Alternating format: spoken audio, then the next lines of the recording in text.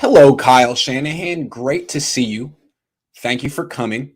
I understand you're a very busy man and you're working meticulously on how you're going to change your training camp schedule, alter practices, all the things you can do to prevent injuries in training camp in about a month. I understand that's what's on the forefront of your mind right now. So I thank you for giving me a little bit of time. I won't keep you more than 20, 25, 30 minutes.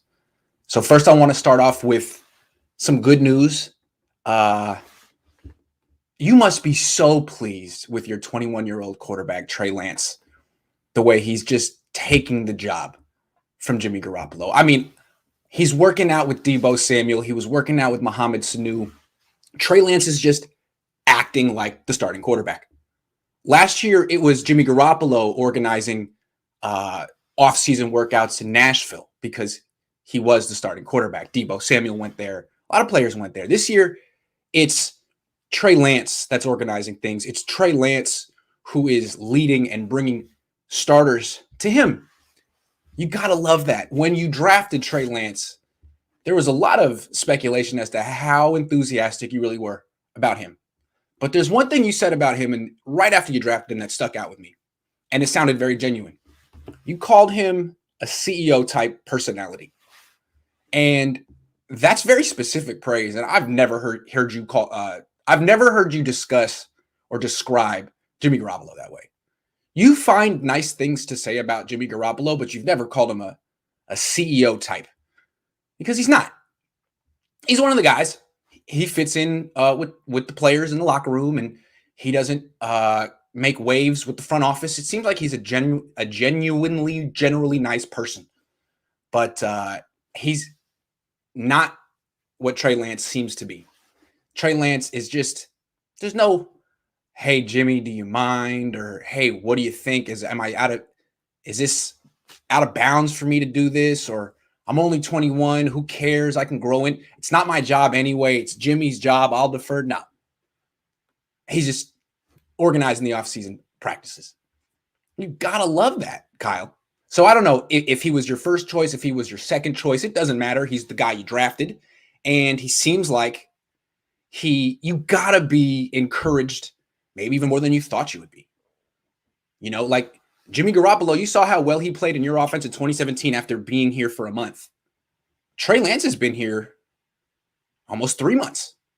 Apparently, he's learned the entire offense, and he's ready to compete. And he's not just like taking a month off to go to Vegas or to go to a wedding, go home for a little bit, recharge. No, he's working out with Debo Samuel and Mohamed Sanu. He's taking this job from Jimmy Garoppolo. And you gotta love that, Kyle, because I know you want Jimmy Garoppolo gone. I feel it. You've been trying to get rid of Jimmy Garoppolo for years. It was like an arranged marriage. It's like you were out at a party one time. You said one nice thing about Jimmy Garoppolo. Your parents, a.k.a. Jed York and John Lynch, were like, oh, you like Jimmy? He was like, well, I mean, I don't really know him. I said one nice thing about him. I admired this one thing about from afar. Oh, we'll fix you up. That'll be the guy. And Kyle's like, wait, whoa. And then the more he gets to know him, he's like, man, this is not the guy for me. This is not the quarterback for me.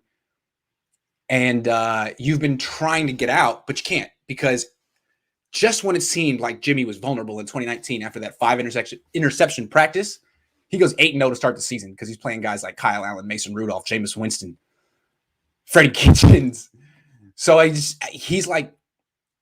taken the decision away from you, Kyle. You haven't been able to play the quarterback you want to play. And now you're this close. You're this close. But again, you can't just give the team to Trey Lance. Jimmy's done too much. He's won too many games. He's been here too long, too much support in the locker room. Trey Lance has to take it from him, and he is. Got to be happy about that. So that's where I want to start with you. It's a positive meeting. I'm not here to lecture you or rebuke you.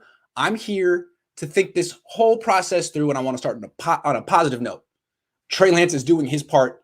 That's good news for you and the entire organization. More good news. Seems like Jimmy Garoppolo is just giving the job to Trey Lance. I mean, all the enterprise that Trey Lance is showing, all of his workouts that are documented daily, just so everyone knows, and there's no confusion as to what he's doing and what his readiness is. Where is Jimmy? It's like he's still the starting quarterback of this team, but he's like, hey, Trey, take up. You got it. I think I saw a picture of him at a wedding. He's chilling at a wedding. I mean, that's cool. That's fine. But Trey Lance isn't. He's supposed to be competing for his job. He's supposed to be taking it back. It seems to me like if it were anyone else, like let's say Drew Brees in his prime, or like Drew Brees when they drafted Phillip Rivers, would Drew Brees just be like, all right, Phillip, you take over, man. I'm gonna chill and wait till they get rid of me? No. Drew Brees would just act more of a leader. He would just be more hands-on with his team. Hey guys, we're going here. Oh, you want to go hang out with the backup quarterback? That's fine. I'm the starter. We're gonna hang out. He's not doing that. So it seems to me like Jimmy Garoppolo is just waiting to leave. I don't think he wants to be here. If he wanted to be on the 49ers, he would be organizing some type of workout. He wouldn't just let the 21-year-old backup take his job. I just don't feel like he wants to be here. So, I mean, is he going to dog it in camp? No. He'll play, but he's not going to do anything above and beyond for this team. He'll fade away in the offseason, probably won't even return calls. That's what George Kittle says about him. Doesn't return calls or texts, come back, play like Jimmy, be himself, play to the best of his ability. And if he loses, he'll chalk it up to the Niners, throwing him under the bus again, rigging it, blaming him for stuff, having their mind made up, whatever. And then the Niners might come to him and be like, hey, you might go up to him, Kyle, and be like, hey, we want to keep you as a backup, but you need to renegotiate your contract. We can't keep you at $27 million as a backup. And he'll just be like, no, I don't want to renegotiate for you. I don't like you. I want to leave. And they'll be like, all right, we'll trade you. And he'll be like, no, I have no trade clause. No, you don't get to decide where I go. You don't get anything for me. You got to cut me. You want to get rid of me? You got to cut me. And you got to roll the dice with Trey Lance and Josh Rosen, Nate Sudfeld. See how you feel about it. That's what's going to happen. He's just chilling right now in the offseason, letting Trey Lance do what he's going to do, letting the Niners convince themselves that he's the replacement. And then if Lance wins the competition and you, Kyle, go up to Jimmy and say, Jimmy, we want to keep you, but at a reduced rate, he'll be like, ha! That's what he'll say. I think he wants out. If the Niners cut him and he gets to go somewhere else, I'm sure he'll be happy to pick his destination and show the Niners that they were wrong. So that's more good news because you want him, I assume, Kyle, you want him gone. You've been trying to move on. You were trying to make the case that Nick Mullins was better than him. I heard what you were saying to Brian Greasy. I didn't hear it, but I know you have those, those production meetings before Monday Night Football games. And Brian Greasy was going on and on and on about how Nick Mullins is the smartest quarterback in the room. I mean, he's not in the quarterback room. Where'd you hear that from? So I know there was also Mike Silver in 2019 saying that Jimmy Garoppolo had a short leash and that Nick Mullins would replace him if he didn't play well. That was after the 5 interception practice. I have a strong suspicion you've been trying to move on from Jimmy for some time and that you're finally using the injuries as an excuse. But if he's just going to hand it over, then great. But the thing is, it's not as simple as Trey Lance beating out Jimmy Garoppolo and cutting Jimmy. Let's talk about what actually has to happen for the 49ers to get rid of Jimmy Garoppolo, use that cap space on more players, and give the team a real chance to win the Super Bowl. First of all, Trey Lance has to win the competition. So far, so good. Knows the offense, outworking Jimmy, organizing team activities, becoming the leader. Now all he has to do is do it again in camp and in preseason. Looking like he will because he's better than Jimmy. He's a better athlete than Jimmy. I know. It's hard to fathom. You see it, Kyle. I mean, you're so frustrated by Jimmy's limitations. This guy has none of those limitations. He just misses the occasional pass high. You can deal with that. He's 21 years old. But, okay, so Lance is doing his part, but that's not enough. You've complicated the issue, Kyle, and here's where I need to get critical with you. You also need to show that there's a backup on this team that's good enough to be a backup. You got to show it. You can't tell us without showing it. Because even if Trey Lance wins, a lot of Niner fans, maybe people in the organization, Kyle, are going to say, you got to keep Jimmy as a backup. We don't know what Trey Lance is going to do in a real game, even though he played well in preseason. He could get hurt. He could fall on his face. He could deserve to get benched. Let's just say he gets hurt. I mean, that's the most likely thing because every one of the Niners gets hurt, right? Two quarterbacks got hurt last year. We're assuming Trey Lance won't get hurt because he can move a little bit, but mobile quarterbacks get hurt too. So let's say Trey Lance starts week 1, but gets hurt at some point during the season, like most 49ers players do. What happens then? Is Josh Rosen good enough? Is Josh Rosen good enough? Is Nate Sudfeld good enough? You have to, if Niner fans and the organization don't feel the answer is yes on either of those, and you can't get rid of Jimmy, then the quarterback competition doesn't really matter. You play Trey Lance, but you got $27 million parked on the bench, not being used. And then really you don't have a good chance to win the Super Bowl that way either.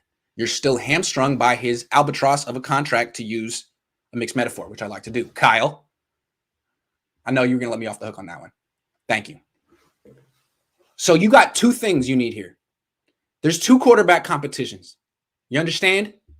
There is the Jimmy Garoppolo, Trey Lance quarterback competition and the Nate Sudfeld, Josh Rosen competition. And those guys need reps too, because there is a very real possibility that one of them will be starting games for you this season. If Trey Lance wins the competition and you want to get rid of Jimmy and Trey Lance gets hurt, Josh Rosen's playing. Is he good? Is he confident? Is the team confident in him? Has he played at all with the team? I've seen him throw 2 passes. Kyle, 2. That's all I know. So I can't even say it.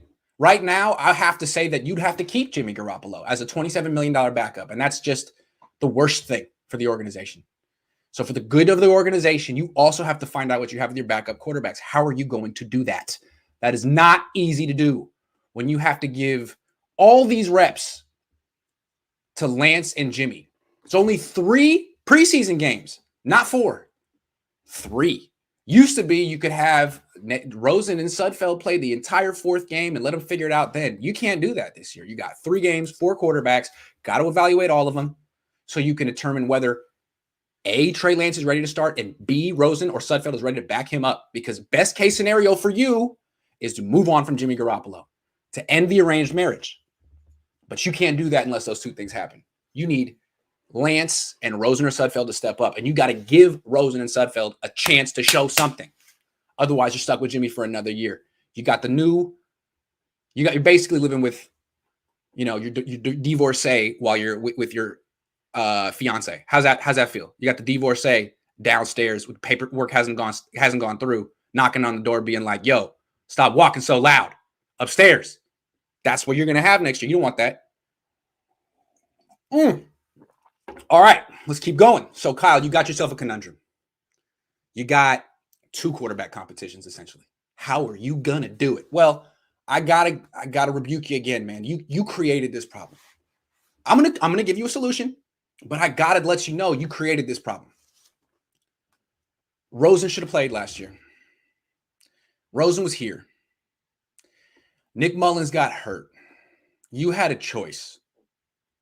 Play Rosen, see what you got for the future. Could have started 2 games. Or play CJ Beathard. You played CJ Beathard. Probably had your reasons, Kyle. Probably said, well, he knows the offense better. He did. Been on the team for 4 years. Rosen had been on it for 4 weeks. Knows the offense better. Gives the Niners a better chance to win. He won a game. Maybe he did give the Niners a better chance to win. Problem was, season was over. Not playing for anything. What you had was an opportunity to get information, valuable information for the future. And that information could have been, is Josh Rosen good? Can he be the backup on this team? Because I had to think that by week 16 last year, you knew CJ Beathard wasn't coming back. I mean, he actually played decently the last 2 weeks, so well that he got signed by another team, which I still can't fathom. The Jacksonville Jaguars signed that guy. You didn't make an attempt. It seemed like you knew that guy was history before you played him the last couple of weeks, and you played him anyway. You decided to play the Jacksonville Jaguars backup quarterback instead of your backup quarterback. Why? Out of loyalty to CJ? Now, I know it seems like nitpicking, Kyle, And it's not the biggest mistake you've ever made. It certainly isn't. It's just a missed opportunity. The whole organization, you, the front office, the fans could have seen Josh Rosen. They could have been like, you know what? This guy's pretty good. Or, you know what? This guy's freaking stiff. And then, get rid of him. Focus on Sudfeld. You know what I mean? Instead, now you got to have the backup quarterback competition because you didn't play Rosen. And again, you didn't play him because he was only here for 3-4 weeks before he... Garoppolo was only here for 4 weeks before he played and went 5-0. You could have seen something. So this issue that we're talking about right now, like, can you get rid of Jimmy Garoppolo? Or do you have to keep him as a $27 million backup? It's partially your fault. But I'm not here to point fingers. As quality control, I could have done a much better job making this an issue week 16. And I'm pretty sure if I go back and look at quality control meetings, I didn't talk about this very much. So it's on both of us. Let's share responsibility since you're the head coach and I'm head quality control, which is about the same. I'll share the responsibility with you. In the future, I'll make this more apparent and I'll bring this to the discussion more forcefully. But I'm doing it today, okay? This was a missed opportunity on both of our parts. We'll learn from this and move forward. So let's talk about the solution to this problem that we created, you and I. Okay, so you got to have your quarterback competition between Trey Lance and Jimmy Garoppolo, of course. And that's going to take a lot of reps and time, both in training camp and preseason. But you got to give playing time to Josh Rosen and Nate Sudfeld, both of them, in camp and in preseason. Because if you move on from Jimmy, that's going to be very controversial in the locker room and with the fans. They're going to need to feel confident that there's a good backup on the team. They're going to feel very confident in Trey Lance when they see him play. He is a showstopper. The stuff he can do athletically, very few quarterbacks in the league can do.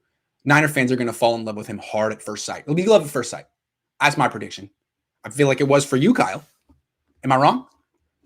At least when you saw him in person. At least when you saw him actually digest your entire playbook in 2 months better than Jimmy Garoppolo has done it in 4 years. I know you like that. So here's what you got to do.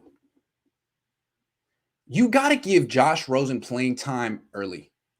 You got to give him reps in camp, and you got to get him and Sudfeld in that first preseason game. It can't be just Rosen. It can't be just Jimmy and Trey Lance in that first game. You got to put in the organization mind, in the fans' mind, that it's not about Jimmy anymore. He's getting phased out. As long as Trey Lance looks good, Jimmy is history. And what's more important, who is more important, is Josh Rosen and Nate Sudfeld. Jimmy is history. It's one thing to say Lance isn't ready, you got to play Jimmy. It's another thing to say Lance is ready, but Jimmy has to stay as a $27 million backup. That's ridiculous. But the only way you can get rid of him is if Rosen shows something. How can he show something if you don't play him in preseason? Or Sudfeld. How can they show something if you never play them at all? They have to get actual playing time in preseason so they can perform well. They have to get playing time in training camp so they can perform well in preseason. You have to showcase them. Not to other teams, but to your team, to your front office. And the message is, forget Jimmy. Lance is ready, and we're picking the best backup for him, and it's not going to be Jimmy. We're not keeping a $27 million backup. It's not going to happen. So I know fans, you are emotionally attached to Jimmy, but he is history. And one of Rosen and Sudfeld is not. One of Rosen and Sudfeld is here for the future, is going to be the long-term backup for Trey Lance. Figure out which one it is. That's the most important thing you got to do this offseason, Kyle. You got to pick two quarterbacks, not just one. Pick two. And you don't want them to be you don't want one of them to be Jimmy. So what are you going to do? You got to give Rosen a chance. You haven't, in my opinion, given him a real chance. Or Sudfeld. These guys didn't play enough in the OTAs. Rosen should have played last season. Now you got to play him in preseason. You got to play him in preseason. You got to let people know if Lance is winning this competition at camp. You got to let Niner fans know that the end of the Jimmy Garoppolo era is here. Okay? That's on you and me. I'll tell them too because I'll be at practice. Kyle, thank you so much for your time. Just a 20-minute meeting. I'll talk to you later. I'm going to take some calls, but that's not about you. That this was a private, confidential meeting. All right. I know I missed some call. Hold on. Let me see. Hold on. Let me get some of these comments, and I'm going to take some calls. I wasn't too hard on Kyle. I was trying to be, solution oriented. Okay. Gabriel Clark says, prediction: Jalen Hurd will lead all Niners receivers in 2021 if Trey Lance starts. Whew. Dang, Gabriel. Yeah, maybe. He just hasn't been healthy in a long time. I think he's played 13 games since 2016. So maybe. But I'll bet against that. But I appreciate your donation. Look, what else we got? Hold on. I am going to take calls. I promise. Okay, there's Gabriel. There's two more. All right. Niners Ultimate Report. Strongly disagree with your opinion, Grant. That's coming from an anti-Jimmy guy, not a Grant guy. Well, which part of the opinion? I mean, I said a lot of stuff today, but thank you for your donation. I appreciate it. Will you ever have Ronbo on your show? He's welcome to call in. I have a call. He can call in right now. Joe Shasky called in. Vontae Hill called in. Does he need a written invitation? He's never given me a written invitation to his show. So he's welcome. I mean, the phone lines are open. All right. Let's talk. I got some time. Let me send this. Let me put this. Let me send this. Let me put this. Hold on. Boom. In the description. And the chat box is in there too. I could go to 12. I could go to 1. Depends on how many people want to call in. I'll put it in on Twitter too.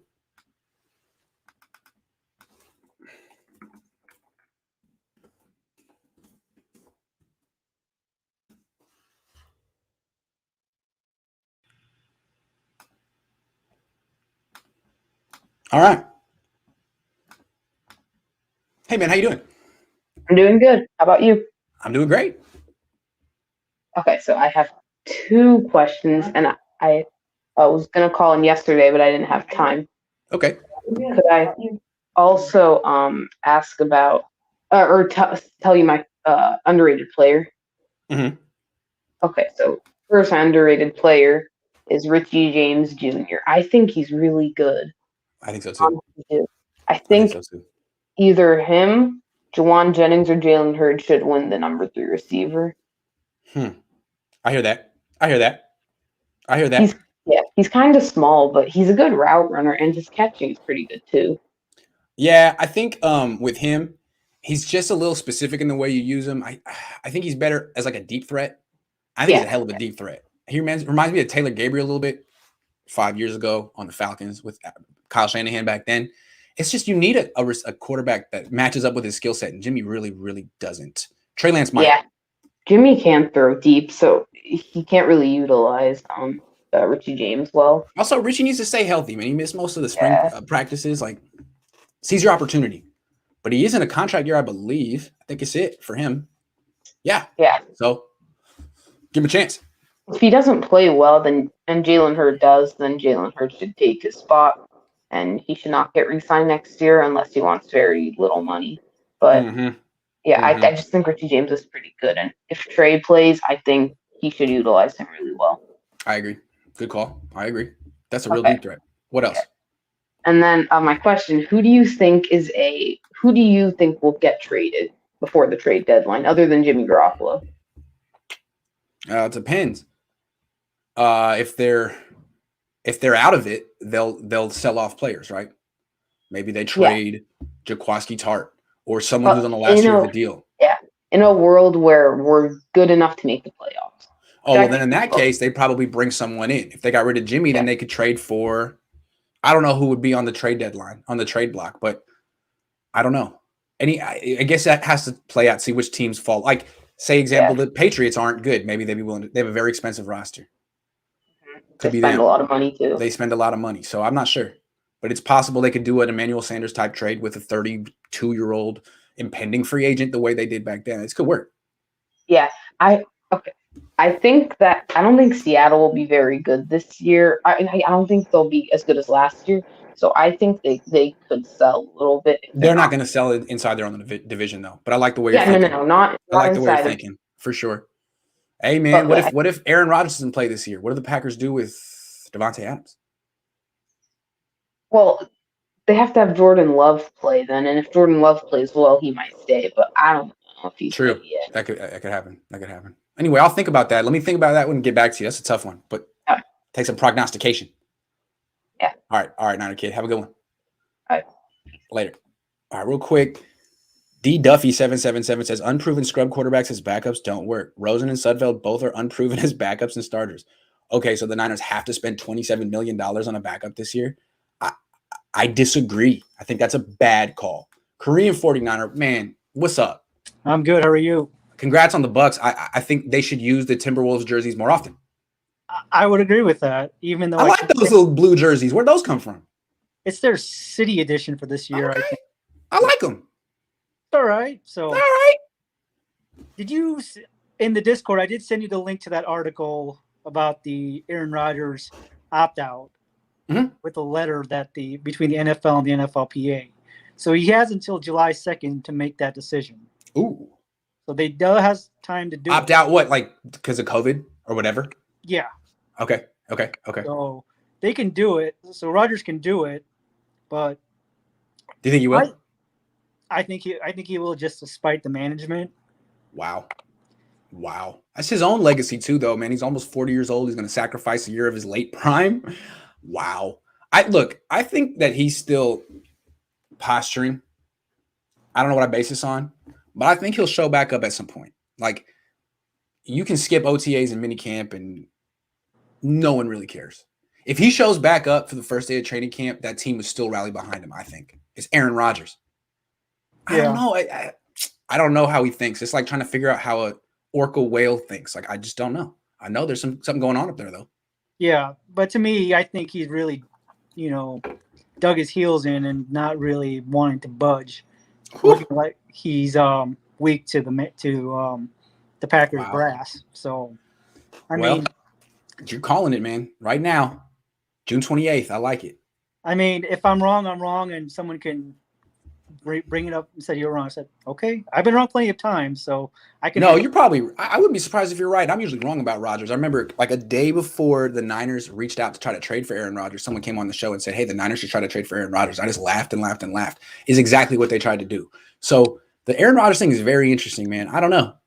Yeah, he could. I could see it happening. I think if the ideal scenario for Jimmy is, let's say, the Packers, coach and try to get Jordan Love ready for the preseason.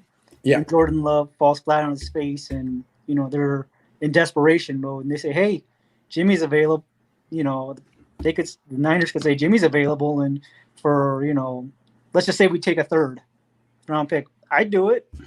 I mean, it would help us, and if Aaron Rodgers definitely says I'm not coming back, you at least have an NFL proven starter. Yep. You can give Jordan Love another year of development on before he can come on and eventually replace Jimmy. So it's taking two birds with one stone. So per se. Interesting. Clever. I like it. Yeah. I like it. All right, man. Thank you, sir. All right. Take care. How much are 4-5 wins worth that bad backups can't win? Either way, let's bring Sean Hill back out of retirement. Best NFL backup in a long time. Oh, man. Serves me right, I guess. Well done, Iggy. Hey, thanks. Hey, Ev, what's up, man? Are you there?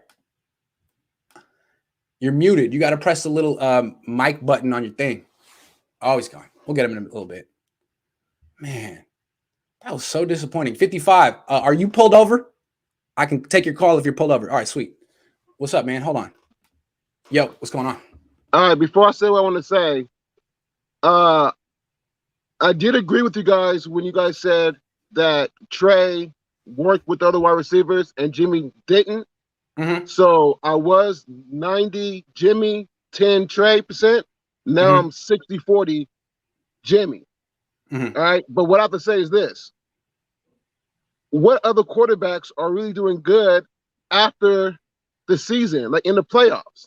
Green Bay, he don't win playoff games, right? Mm-hmm. Mahomes, he wins playoff games, but he was bad 7 quarters out of 8 in 2 Super Bowls, right? Mm-hmm. Mm-hmm. Now, Drew Brees, I don't even watch, like, does he even do any, like, he doesn't win, right, in the playoffs? Does he, like, you guys are, like, kind of, like, making Jimmy, like Brady. He's a once in a lifetime, he's a Hall of Famer. You know what I'm saying? Mm-hmm. Why are you guys so hard on Jimmy when all the other good quarterbacks really ain't doing nothing? Because Jimmy's overpaid. Because Jimmy's the 5th highest paid quarterback in the league, and he's probably like the 20th best quarterback in the league. And I just feel like you can't win a Super Bowl with him making this much money. And the reason he's on the team is he supposedly gives the Niners this Super Bowl chance. I think that's erroneous. I think his backups, his replacements on the team right now, just go. I do agree with the cap, but he has 2 more years, right? He's going to make the playoffs. You don't think he's going to make the playoffs this year? He's going to get hurt. I think he's more likely to get hurt than to play 17 games. But if he doesn't, we get 2 first rounders. No, maybe 1. More likely they'd get what the Eagles got for Carson Wentz, which is, if Jimmy plays 4 games, 2-2s. If Jimmy plays 4 games, the first 4 games, we'll get one first rounder for sure. If he shows up, if he shows up. I just don't think he's as good as he. I just don't think he's that good, man. Like the last 12 starts, including the playoffs, his quarterback rating is 89. His last 17 starts, including the playoffs, his record is 10-7. I feel like there's 2 things we've seen. He can't stay healthy, and the league is caught up to him. I mean, he's played 30-something games. There's a book out on him, and it's that he's not going to run, throw deep, or throw outside the numbers. So you just crowd the middle of the field and wait for him to force passes into it. I mean, I just don't think he's that good anymore. I know he started his career 16-2, was remarkable, but I think he's Jared Goff. Okay, so his injuries I'm putting on last season because last season was horrible. He couldn't throw right. He was bad. He was bad. So I'm putting that on injury. If he comes out the first game like last season, he needs to go. But I don't think that's going to happen. And when he throws a turnover, he comes back and scores. You know this, right? Man, he was 3-3 last year. That means a lot. He was 3-3 last year, though, and he was bad week 1 before he got hurt. Last year was horrible, but the other season, when he turnover, he comes back and scores. All right. Right. Here's the thing. Okay, so here I'll put it this way. I just put a poll out on Twitter, and this is, I think, the issue. Which outcome is more likely in your opinion? Outcome A is Jimmy Garoppolo starts, stays healthy, and the Niners trade him for a first-round pick next year, or B, Jimmy Garoppolo starts, gets injured, and the Niners cut him next year. What do you think's more likely? I don't think he's going to get injured again. Why? I don't think he's really injury prone.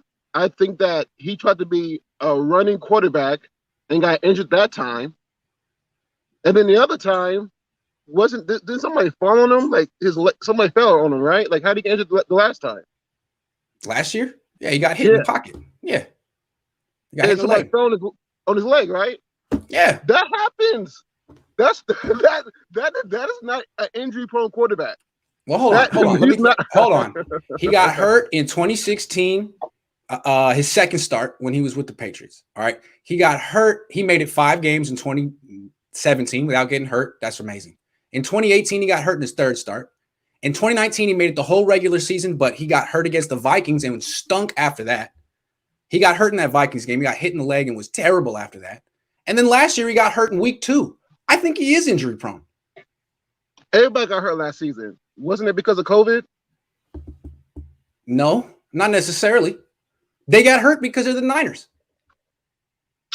See, I don't think I'm getting injured. Like it would be crazy. Like how many quarterbacks constantly get injured like that? Jimmy, I don't know. It's like a 5-year playoff. You know what I mean? Like, come on. And hey, you know man, what, but here's the thing. I feel you, dude. I do. But if he plays this year and gets hurt again, you can be like, man, fool me 8 times. Shame on me. Come on, Jimmy. I mean, we've seen this play 8,000 times. You know what I mean? I think the chances are so slim. All right. They're like so slim. And like I said, 2 days ago, I was 90%. But if he's not working out, if he's not really studying and working out and trying, I can't mess with that. But the injury thing, where is he? I don't think that's a problem. All right. Hey, real quick before I let you go, I gotta take more calls. What do you think the odds are Jimmy Garoppolo gets hurt this year? The odds? 10%, definitely. Okay, thank you for going on the record. I appreciate that. Great to see you, man. Great to meet you. Yep. Take care. Yep. 10%. What's up? Not your average. This guy's 10%. You gotta love that, right? The only way there's 10% if he doesn't 10%. start week 1. Like, I 10%. think you're just saying, like, he's getting injured, like, within the first. He can get injured in practice as the backup. Exactly. Hold on, real quick. Jaeger 805 says, "Hey Grant, how long do you think the O-line will take to adjust to one another? That will Trey work with the O-line and work on audibles?" I don't know. I think Alex Mack needs to be doing that stuff. Good call though. All right, what's up? Dude, if he's gonna say 10%, he better be like thinking about like how he may not start at all this year. That better be factored in, or else I don't know what he's talking about. So I got a couple Jimmy questions for you. Yeah. If you're gonna like them. So first one is does Jimmy Garoppolo have the drive to be a starting quarterback this year? It's a good question. If he has it, I haven't seen it. What do you think? I don't think he does either. I mean, Trey Lance is trying to find as many wide receivers as he can right now, trying to be like, it's like, yo, let's work out. So like, because if he gets a better rep with them, they're gonna go to the coach. They're going to go to Kyle Shanahan. They're going to go to the quarterback coach. They're going to go to the wide receiver coach saying, like, man, Trey Lance has done all this stuff that Jimmy's never done with me in the past 5 years. And all Jimmy's doing right now, the only connection he's doing is the connection with George Kittle on the Xbox. He admitted it. George admitted it himself. That's the only type of connection they have right now. Dude, it's like if Sports Illustrated was really disappointed with my production and they brought in someone to replace me, but they didn't get rid of me right away because they didn't know how ready he was. And this guy comes in and he's writing 4 articles a day and he's hosting 3 roundtables a day and taking all my guys and getting it on his channel while I'm doing nothing. That's what it would be like. I'd be like, you're just going to let him take your job and do nothing? That's what it looks like to me. A leap of faith with a safety. Do you want this job? Doesn't seem like it. To me, it's like a leap of faith, trying to have a leap of faith with a safety net underneath. Like, yep. I agree. You're not, That's a good, I like that analogy. That's good. That's a good metaphor. You're not, content with your own like decisions. Like you're not sure about your own decisions. Right. So my next question is Jimmy Garoppolo the most overrated player on the Niners?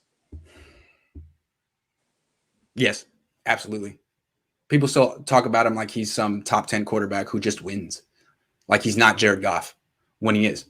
He's Jared Goff who can't stay healthy and has no deep ball.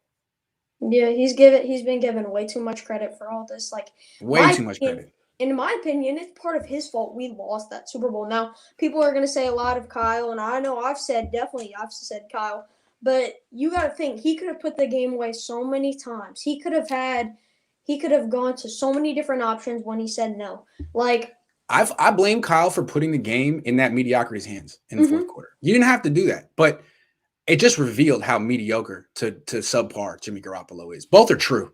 I mean, there were throws that were open, easy throws that he couldn't handle, and I'm not surprised because it's Jimmy Garoppolo. I think it was like 3rd and 5 or something, or 4th and 2. 4th and 2. So we decided to run the ball on like 3rd and 20 or something like that. But on 4th and 2, we have the ball. If we get this first down, pretty much game's over. Debo's wide open on a slant. No one's within 5 yards. He throws it like 5 yards above his head. Debo tries to catch it. It's like a yard above his fingertips. Yes. Like he's wide open. That's 5 yards in front of you, and you don't decide to run the ball. That stupid. Yeah. Yeah. So my next question is, who do you think's more injury prone, Debo or Jimmy?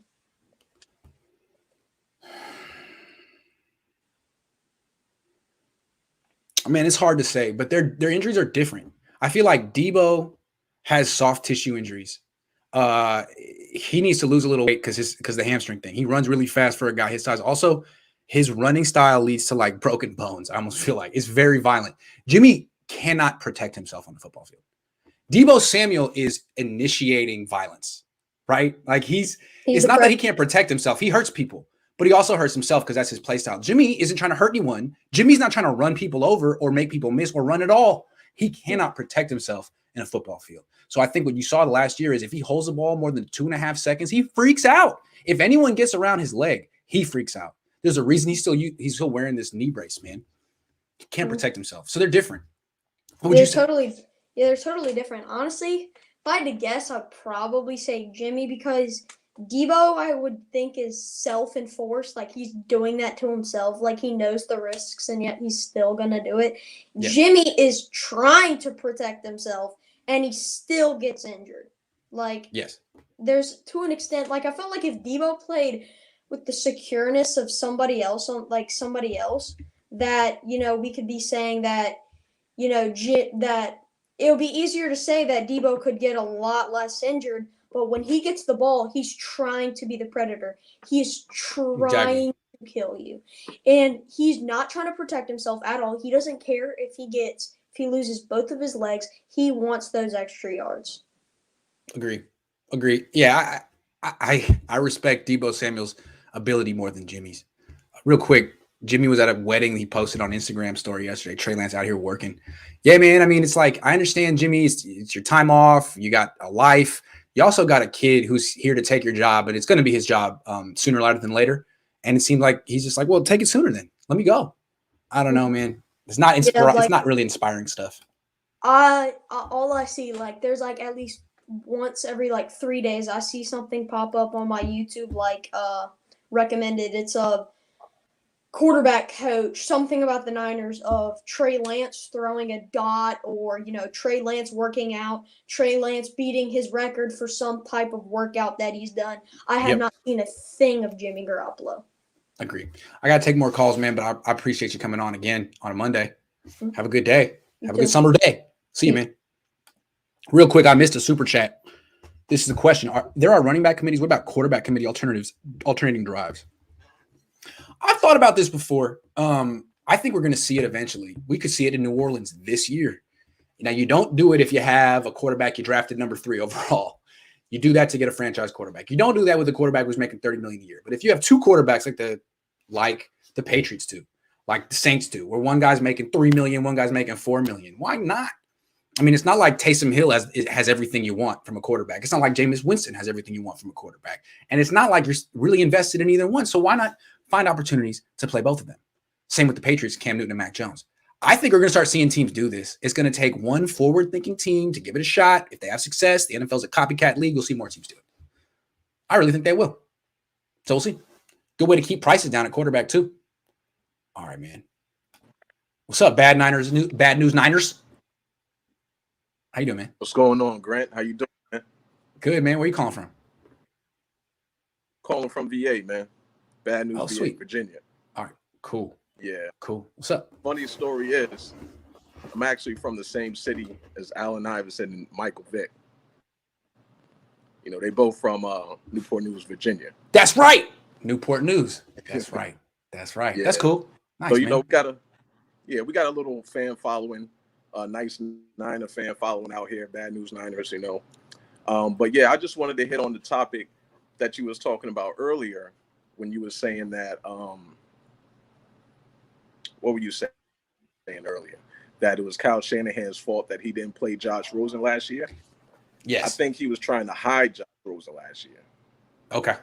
Yeah, he was trying to hide him because he didn't want people to see him, because we ended up cutting him at the end of the year. And he knew that he was good, or he was going to be good in his system, so he wanted to be able to re-sign him. So I think they didn't play him so they could cut him for salary cap reasons, and then re-sign him once we got other people signed, like Trent Williams. Like, do you remember when they cut him? I know that he was a free agent and they had to re-sign him. So one way or another, he was available. Yeah. You're right. Yeah, he was available. Yes. Right. That's true. Look, if that's their strategy, it makes sense. But they do need to give him some. They can't hide him forever. They got to play him in preseason, I think, especially if they want to get rid of Jimmy. You know? Yeah. Tyrod Taylor is also from my town too. So shout out to Tyrod Taylor. Shout out to Daz Newsome. You know, I just finished watching Daz Newsome play in high school out here in Hampton High. So, you know, we got a few people from out here. You know, Ahmad Brooks is from out here too. Shout out to Russell Wilson. He's from VA, Richmond, VA. But you guys got an man, interesting accent, man. It's kind of East Coast, but it's kind of Southern too. It's like right in the middle of everything. It's interesting. Exactly. Yeah, it's the DMV. We the top of the South, bottom of the North. We right there. One of my favorite things of The Wire is that Baltimore accent, man. That I love that. The way they say they're used. I love that. I don't know what it is. It's tight. Yep. Yeah, Baltimore Murderland, man. It's crazy out there. Yeah, don't go out Baltimore. But I haven't been to Baltimore. But anyway, no. Yeah. But shout out to you, little Grant, man. I'm mad about that Jets fan coming on here, man. This is Niner territory, man. Be coming over here messing my man money up like that. I'm gonna have to go do some snipping, crazy. Man. I'm gonna have to snip him out. He won't exist in this tape when we watch this video tomorrow. He won't be in it. Man. Sorry, bud. They thirsty, man. They love what you do. They love what we do. They can't help it. But shout out to you, Grant, man. You got a great show. Man, Mosley is going to be the breakout player next year. Last year he didn't have, all those sacks that Kerry Hyder was getting last year. Those was coverage sacks. He didn't have no pressure coming off that defensive line last year. Plus, he got that bad concussion where Ward hit him in the early Miami on game. Yeah. So he was woozy. Yeah. They hit him in the Miami game. That's why we lost that game, because Mosley went out. They put that backup in, and Fitzpatrick just threw all over the field on us. Plus Jimmy threw like two interceptions. He played horrible, and I just can't believe how some of these fans are still rocking with Jimmy G. Like, it's crazy. Like, do y'all? I really feel like there's a segment of Niner fans that are like Jimmy G fans more than they are Niner fans. It's weird. Like, I know like Niner fans have been here forever, but they were kind of terrible for a while, and he brought some like Johnny come latelys to the party, and they're big into him. I was hype on Jimmy G. I used to love Jimmy G. When he first started, before he tore his ACL. Yeah. But if you go back and look at that NFC Championship game in 2019 against the Packers, there was a play where defensive lineman hit Jimmy's knee, or came close to hitting Jimmy's knee, and he was shook ever since then after the play. And same thing happened in the Minnesota Vikings game. He got hit a little bit in the knee, and he panicked, and it was terrible the rest of that game. And they didn't really let him play against the Packers after that. Yep. They know what Jimmy is capable of. Other defenses know what Jimmy is capable of. They're not going to. Kyle's not going to put his players in harm's way anymore. Playing Jimmy G. That's why Debo, nobody's happier than Debo for Trey Lance. Let me tell you that. Hell yeah. He doesn't want to do that stuff anymore. Exactly. That's why he's working out with Trey Lance. Not at all. That's right. Exactly. Yeah. And people act like the Niners traded all this stuff for Trey Lance, but that they still feel like it's Jimmy's team. Like, no, it isn't. It's not. Nah. It doesn't make any sense. Not at all. It's not. It's not Jimmy's team. He lost that opportunity last year, but that's why he's at a wedding man, when Trey Lance is out here working, man. Oh, sorry. Yeah. Appreciate you for coming on. You're always welcome to come on. No doubt. All right, man. Have a good one. All right. For sure. Later. All right. Who else we got? We get Ben Myerson. Haven't seen you all weekend, man. You been working? I've been taking a little rest this weekend. I'm getting back into things. I'm working on my next article right now, and I'll get into that next. But the first thing I did want to bring up with you is the whole Jimmy thing, because you've been talking about it a little bit, but it just seems like certain fans have just like a certain level of comfort with Jimmy that to me is unwarranted. I don't really understand it. Can you help me break that down a little bit? Because I'm genuinely curious. Why do you think there's this 40 to 55 to 60% of the fan base that is just like, hey, Jimmy, cool? I don't know. Did Jared Goff have this much support with Rams fans? That's what I never heard all these Rams fans being like, you got to give him one more chance. No, you saw it in the Super Bowl. You saw it last year. What, you need to see it a third time? You do? Or do you really need to see it a third time? And honestly, because I was just thinking about it just before I got in here, and I saw the Jimmy fan earlier. I mean, I think with people, it's just they have a certain, there's this unknown aspect with Trey Lance. I mean, there's all these people excited about him, of course, but there's also the part of it is that he could fail and he could fall flat on his face. And then all those Jimmy fans would be like, oh, we had a starting quarterback who could win us games. And, it's like, I think people, they're not waiting for Trey Lance to fail, but they know what they have, or they feel like they know what they have with Jimmy. And because of that, they're still hanging on to whatever, And they haven't seen Trey Lance yet. I really feel like the Jimmy Garoppolo support will dissipate after one good preseason game, man. Like, Yeah. It's like Niner fans are saying, like, we really, really, really, really, really like this Nissan Altima. It's a really great Nissan Altima. It's got good gas mileage. I mean, and they're gonna see like, you know, like the Ferrari come in and be like, oh yeah, that's a Ferrari. Okay, we're gonna go with the Ferrari. It's really cool. Oh yeah. And if I can make a comparison, I feel like thinking just back just a few years ago, and I just came up with this now, I feel like it's somewhat similar to the Tony Romo situation, where what the Cowboys were dealing with, where people had certain comfort level, right, with Tony Romo, but because Dak Prescott was the unknown, even though they saw him look better and the idea of him is better and everything about it, you know, whatever, is that Tony Romo's is a nice enough guy. He was been there for a while. He's the face of the franchise. He was something for them. When if you look at that team otherwise, they would have kind of been nothing. So I think it's the same sort of thing where fans have a certain level, like I said, of comfort with Jimmy, which I don't understand how he's built it up, honestly. He looks the part. That's it. He won a bunch of games. He looks the part. People like him. Yeah. But he was supposed to be the next Tony Romo. They went to the same school. They have the same throwing motion. They're the same stature. Tony Romo was so much better than Jimmy. But Tony Romo had to go at the end because of injuries. And even when Dak Prescott basically had like a perfect preseason as a rookie, there were a lot of people being like, I don't know, man, you should probably go with Tony Romo. Like, and it's that same thing, Grant, of the unknown guy that people, they don't see him operate within a regular season. They're like, oh, how's he going to adjust to the NFL? How is he going to do all this and that? When it's like, in reality, it's like, no, he's just better than him right now. It's just you haven't seen him yet. But real quick, though, I do want to end on this because this is kind of what I'm writing about. And I'll expand on this more. I think there's kind of some different possibilities with Jimmy, and I want to go over them really quick, and you just give me a percentage of how likely you think. I like it. You're in a bad spot, Grant. Cool. I want people to look back on this like in 6 months and totally fair. Thank you. First, how likely do you think it is that Jimmy Garoppolo is the starter for all of 2021? Oh God. Percentage. 25%. I'd go lower personally. I think it's 20 to 15. But I think let's split the difference and call it 20%. 1 in 5. Yeah, exactly. But I think anyone who's saying anything over 40% is being unrealistic given all the different variables. He's either going to get benched or he's going to get hurt. One or the other. It's not his team anymore. The only question is Trey Lance ready? It's not his team anymore. Yeah. It's over. Oh, yeah. So then let's get to the next, and I think probably the most likely scenario. What do you think the chances that Trey overtakes Jimmy at some point during the season, whether that's week 2 or week 11? Say it again. So in this scenario, it's saying at any point Trey Lance takes over as the starter for Jimmy Garoppolo, whether that's at any point. At any point. Yeah, so week 2 during the season. So week 2 or week 13. So I said 20%. The other one? Yeah. 20%? 80%. 80%. Okay. And then I'll leave with the last one, and this is the most fun scenario. And the scenario I know we're hoping for.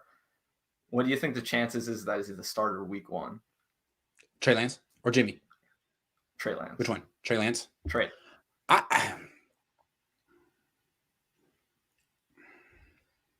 60. Wow. 60. What do you think? Okay, I think that's probably where I'll disagree.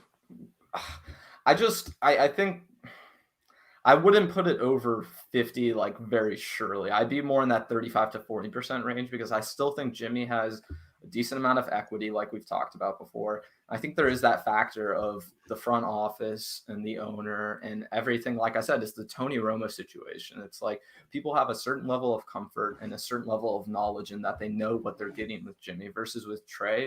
If he goes out and falls flat on his face week 1, that's really bad, right? Or he falls flat in the first couple of weeks of the season. That's like probably worst case scenario. So I just don't know if I'm willing. Let me tell you why. Let me tell you why I'm saying 60%.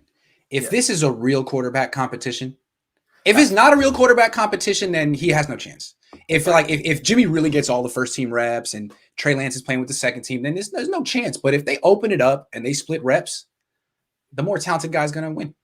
I believe that.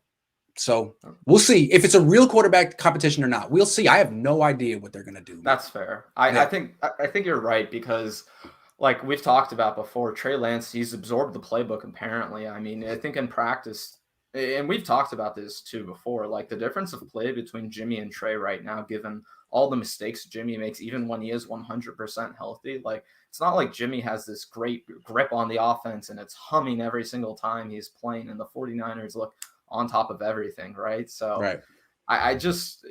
It's really going to come. I feel like it's going to come down to a few things. It's going to come down to when the team gets on board with Trey, when the coaching staff is fully on board with Trey, and then finally, like you were saying earlier, once the front office and ownership comes around on the idea that he's the starter right now. I feel like once the fans come around, then the front office and the ownership will too. That's how it'll be. And the fans will come around when they see him. Give him what? 2 months? Let's give it 2 months. Give it 2 months, and we'll see what the tone is from Niner fans then. Hey, Ben, always good to see you, man. Yeah, thanks, Grant. Good talking to you, man. Next time I'm going to break out my glasses too, because my dad bought me some nice glasses about 4 or 5 years ago, and he thinks I don't have them. So I am going to wear them next time I see you, all right? Well, yeah, you got to make sure you let him know. I got to let him know. And I wish I had him right next to me right now, because he's still sitting there like, you don't have them. You don't have them. Anyway, I'll see you, man. See you later. All right. I am jumping around. Chris, I'm going to get you next. You're next, but I got to get Kenyon Willis, because I don't feel like I've met Kenyon Willis before. What's up, Kenyon? What's up, Grant? Where are you calling from? Victorville. I called in a couple weeks ago on call phone. Oh, my bad. For sure. It's all good. But what I want to talk about is the fact that Trey Lance has the entire offense given to him a couple weeks ago. That says a lot about his progression as it is. And they say he's smart. So you're already giving him the offense, and people don't expect him to start. Like, I don't see it. I don't see how he's not going to be starting quarterback at least by week one. People who say he's not going to start are basically trying to tell you that they think Jimmy Garoppolo is a better quarterback than Trey Lance. That has not been the case for years. I don't think so, man. I don't think so, man. Like I tell people, back even like with the Super Bowl, I was all hyped for the Super Bowl. Yeah. But like I told everybody, I'm a fan, but I'm not insane. I'm not crazy when it comes to me being a fan. I can be realistic. And for years, Jimmy has not shown the confidence since the injury. Right. He hasn't developed past, where he should be at. He should have been way farther off after so many years with us. And honestly, I think it's just Jimmy's time to go. Yeah, man. They got Trey Lance here. It's not like they're thinking about getting a replacement. They got him. He's here. He's learned the offense. He's a physical freak and apparently a football genius who just has to prove it in camp. Okay, fair enough. You don't want to hand him the team. You want him to earn it. Oh, he's going to. I really feel like he's going to. So Jimmy, also, it's not like Jimmy, it doesn't seem like he's fighting back, Kenyon. It's just I'm going to go have a good offseason and see what happens. But something I noticed, though, with Jimmy, he's never been the type that's been on social media and never had a lot to say. He's always kind of always in the back. Kittle takes over that role of being, the guy that shot. You see him on Good Morning Football, I don't know how many times this offseason so far. But he's one of the few starting quarterbacks in the NFL who's not a leader. Never talks. True. You got it's supposed to be the leader of the team, not just the offense. Yeah, but even on that topic right there, Trey Lance, every time he does an interview, he talks good. You can see like, oh yeah, he's gonna be a leader. He's working with everybody. Why is Jimmy not doing that? And if he is doing it, why is he so quiet about that? Because he did it last year, so I know he can do it. He did it in Nashville last year when it was still his team. All I know is ever since he got hurt the second time last year in Seattle, he's been gone. He showed up to OTAs and fulfilled his obligation and stuff, but it's like he practiced last year too. He didn't play though. He wasn't ready to play. I don't know. Yeah, it was weird. And then I think he wants out. That move that he just didn't come back, even though he was okay to come back, it shows a lot. It says a lot. Like if your captain won't come in and step up, it's time to cut him. Simple as that. Agree. Great call, Kenyon. Thanks for calling in. All right, man. I'll see you around. Hold on. Sorry to cut you off like that. Daniel says, if both the O-line and the knee brace hold up, do you think Jimmy has maybe a 40% chance of staying healthy throughout the season?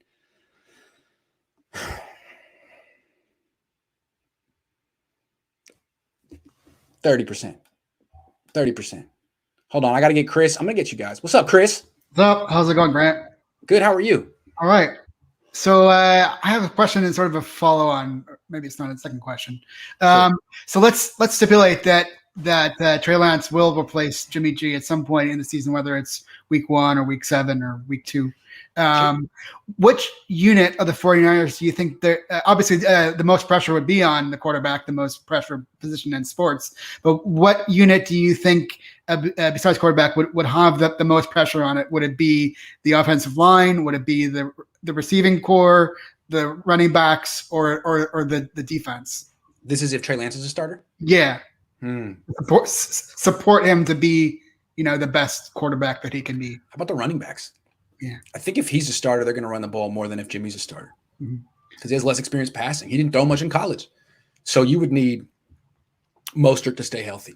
Like, think about it. If they were in a situation like they were in last year where Mostert's hurt, Wilson's hurt, Coleman's hurt, and your running backs are like Jerick McKinnon and that's it, that's a big reason that Nick Mullins got hurt. They had to throw so much. Would Trey Lance succeed if he had to throw 40 times a game this year?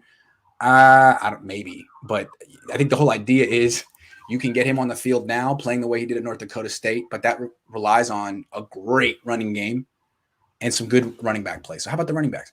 Yeah, that was the option that I sort of advanced a couple of calls ago when I was advancing the idea that the 49ers in this season could be kind of the Green Bay NFC Championship game where in that case Jimmy threw 9 times and it was mostly led by the offense. You're not going to get 200 to 300 yards a game, but the running backs would be key.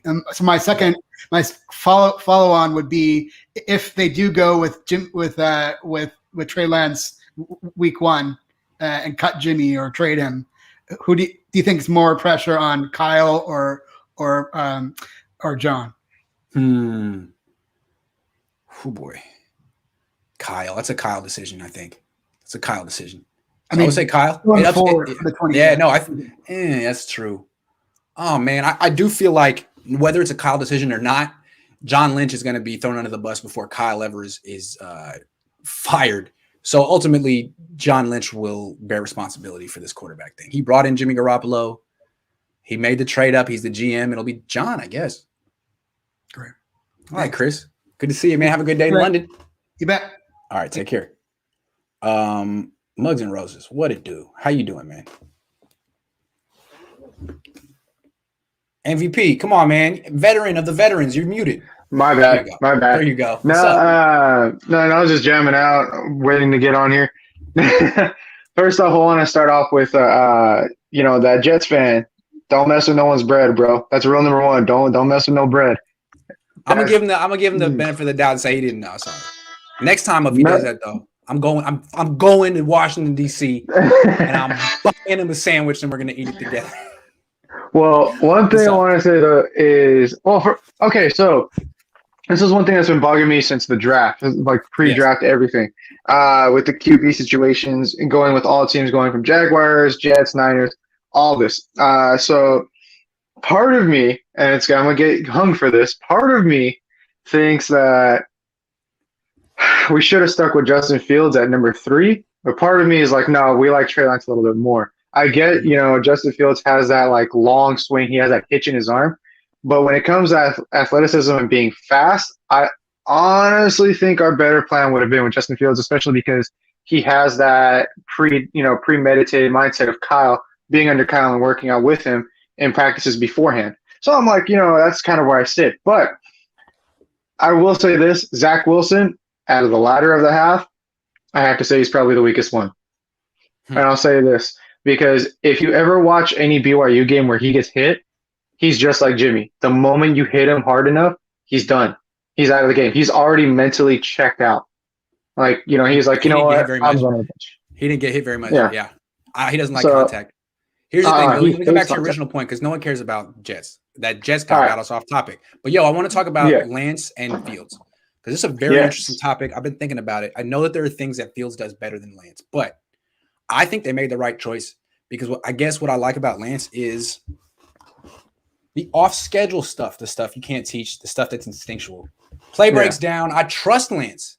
First of all, he's got all the athleticism that Kyler Murray and Russell Wilson have, so he can make big plays off schedule. But also, he won't. I trust him not to make awful boneheaded plays off schedule. You know what I'm saying? That A I lot could of see. quarterbacks do that. And I feel like my fear with Justin Fields from the things I saw, especially against Indiana, is off schedule, he can make some weird decisions. And that's totally uncoachable. So I think you usually don't think about drafting quarterbacks based on what they do outside of structure. It's like, how do they do in the pocket? Can they execute? Can they throw with anticipation? I almost think the off schedule stuff is more important now, man. Yeah. And that's where Lance excels. No, I get you. Honestly, totally. Kyler Murray stinks from the pocket. Let's be clear. Right? Yes, he does. He's terrible in the pocket. He can't see the field. He misses open players all the time. But he's a good player, right? He is. He's a great player. He can run, and he's super hard to catch. For some odd reason, no one can catch him. Straight up. Insane. So I think Trey Lance can have – he was very inexperienced coming out of college. I think Trey Lance can do a lot of the things that Kyler Murray does, except for the fact that he's a foot taller. Yeah. The one thing I hope for Trey Lance, though, is his grit to match – remember Jared Hayne? Yep. Remember when we played against the Cowboys and Jared Hayne took that hit straight up, like standing completely straight up? He literally just was like, and then just kept shrugging it. And I was like, this dude's a damn animal. This Australian guy, man. Crazy. But another thing I wanted to touch up on before it's all said and done, I do believe a little bit more, as someone who is a Jimmy fan and as a 49er fan, I do believe Trey Lance is going to start before Jimmy this year. Only because the offense is literally being handed to Trey Lance. It's literally like, here you go, Trey. This is yours. Have fun. Learn it. I mean, he's training with Debo Samuel. Where did he come from? Previously, what was it, Atlanta or Georgia? I can't remember. I forget. Yeah, he went from there to go train with another 49er and then came here to Debo Samuel in LA along with Mohamed Sanu. That kind of tells you right then and there. And plus, the dude went to Vegas with George Kittle. Let's go ahead and say that right there. If that doesn't tell you how much team chemistry he's trying to build, dude, if I was Jimmy, I'd be sweating bullets. Yeah, was Jimmy in Vegas? No, he wasn't. Jimmy wasn't. Jimmy's nowhere. Like he's not part of the team right now. Like he's not here. You know what? I think he might leave before week 1. I think they're just going to cut him because at that point, it's like, you're not here. You're not with us. You're not part of us. So he's not with that circle anymore. That's all I got to say. Oh, and for everyone in the chat, why don't I do any song requests? I don't have an amp anymore. COVID-19 hit your boy hard. So got to make ends meet. All right, man, I'm gonna send up a GoFundMe for you, man. Thank you, man. Yeah, have a good one. Yeah, you too. All right, man. Hold on. I gotta get Bay Area Baller because he was next in line and then dropped out. What's up? You're at work, up, Grant? Yeah. What's up? I gotta get in. Grant goes live, man. I gotta hop in. Good, here. Man. I was gonna hit Grant. You up and see if you wanted to do a show today because Botan dropped out, but I have a feeling you're at work. I'm gonna get you on another time though. We'll do one. Sounds good. Yeah. Hey, Grant, I posted on Twitter that, we should cut Jimmy G and roll over. Let's get it's Lance season. Let's get it going. And it got some likes, but it also got ratioed, right? Dude. The Jimmy stands are out there and they come at you hard. And my thing is, it's like, I wonder if these guys really watch the game. And that might be rude to say, but it's like, what does Jimmy do that gets you so excited? Like, he throws a decent slant, right? And he throws a nice jet sweep. He can toss up a jet sweep to Debo. He has a nice handoff. But it's like, what's the infatuation with the guy? Why do you think he's so good? I don't get it. His win-loss record. That's it. That's the only thing. Yeah. He's handsome. He's fun to root for. I feel like fans want a handsome quarterback and they don't talk about it. They want a handsome quarterback.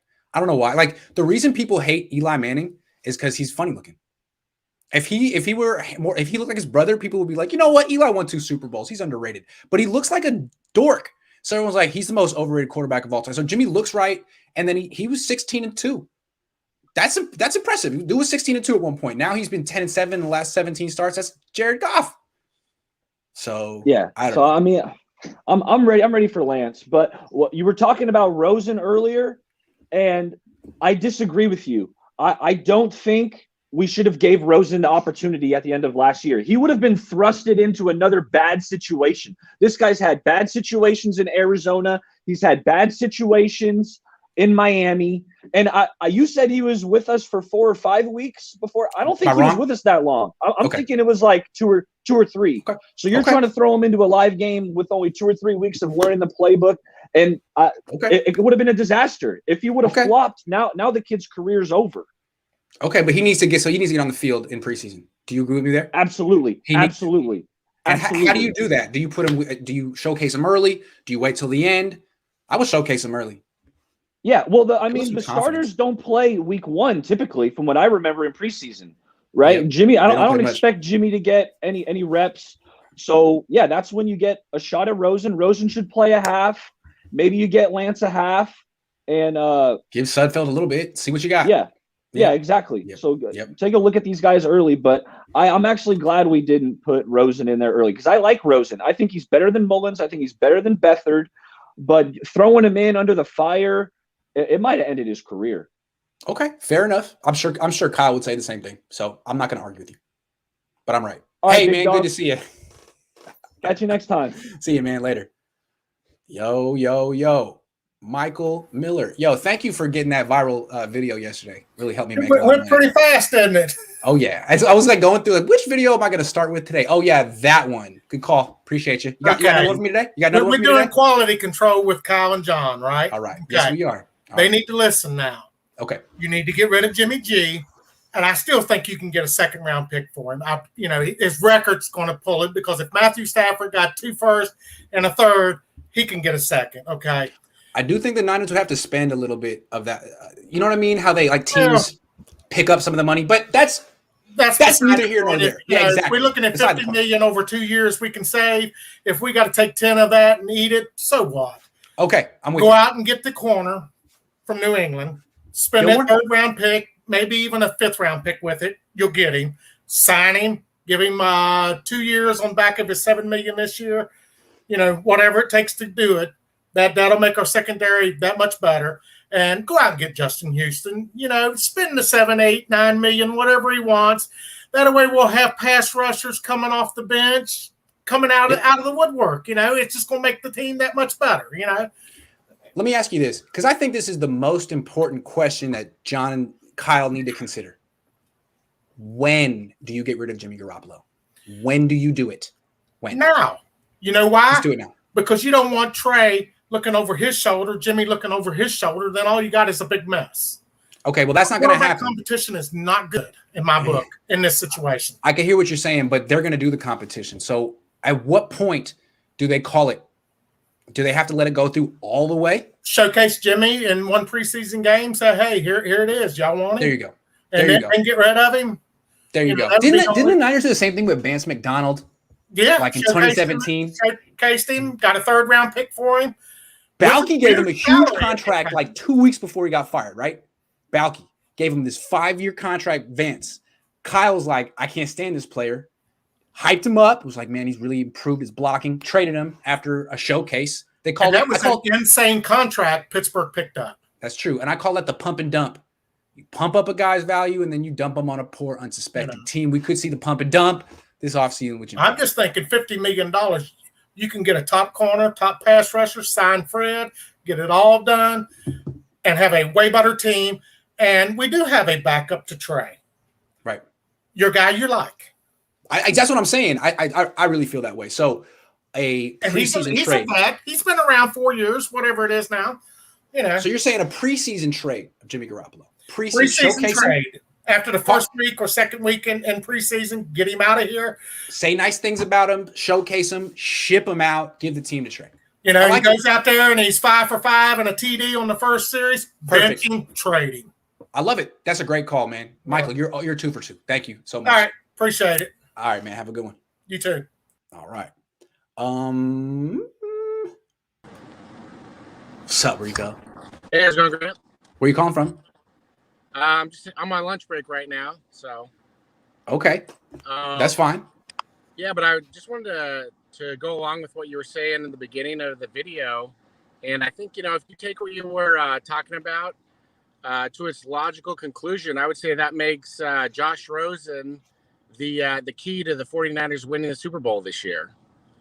I think so too. If he can show that he's a competent rookie quarterback, then you can get, a competent backup, then you can get rid of Jimmy, spend that money on players who would help, multiple, and then you're in business.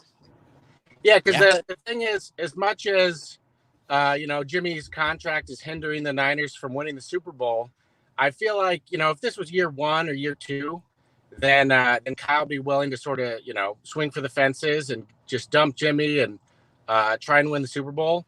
But, because they've had the bad record that they have, they really can't just go all in on Trey Lance, because if he gets hurt and if Rosen proves that he's a no good backup, that he's, maybe just a step above CJ Beathard, they or can't not take even that chance again. Exactly. So, I can't even argue that the Niners should get rid of Jimmy Garoppolo until Josh Rosen proves or Sudfeld proves he's a good backup. Like, they actually have to keep Jimmy the backup if these guys are stiffs, and we don't know. I like Rosen, but he's had a lot of bad games. Sudfeld had a really bad game last year.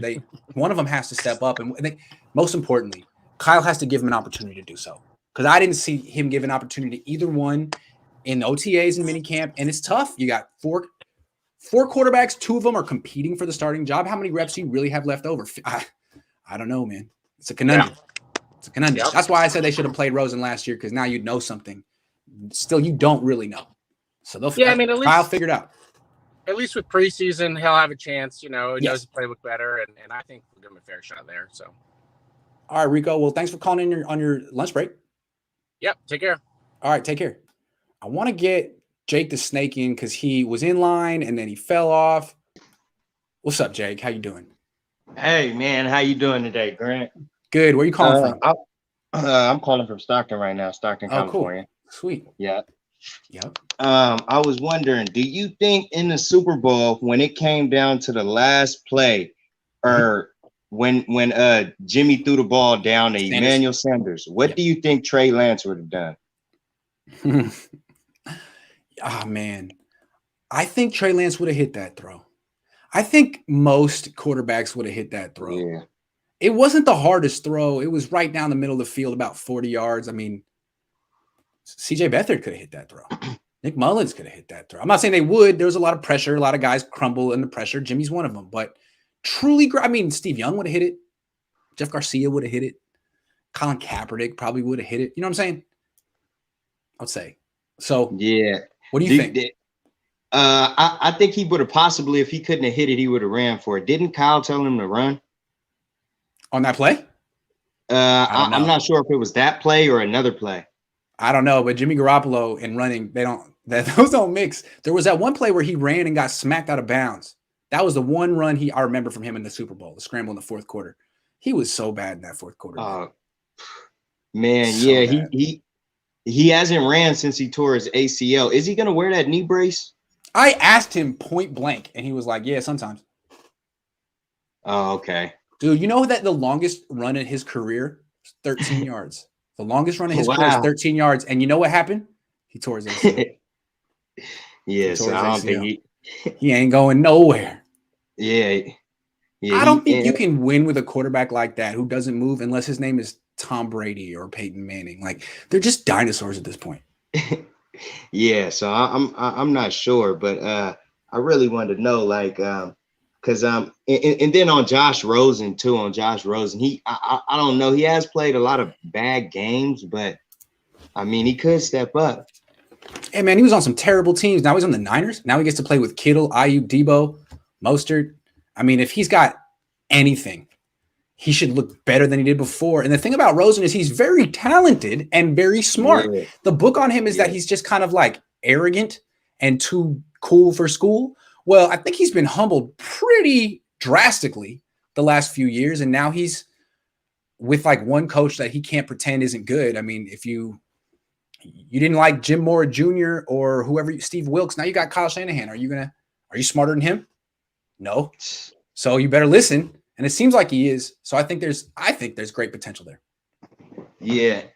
Yeah. So I was just wondering, and what other question did I have? Let me see what I wrote down.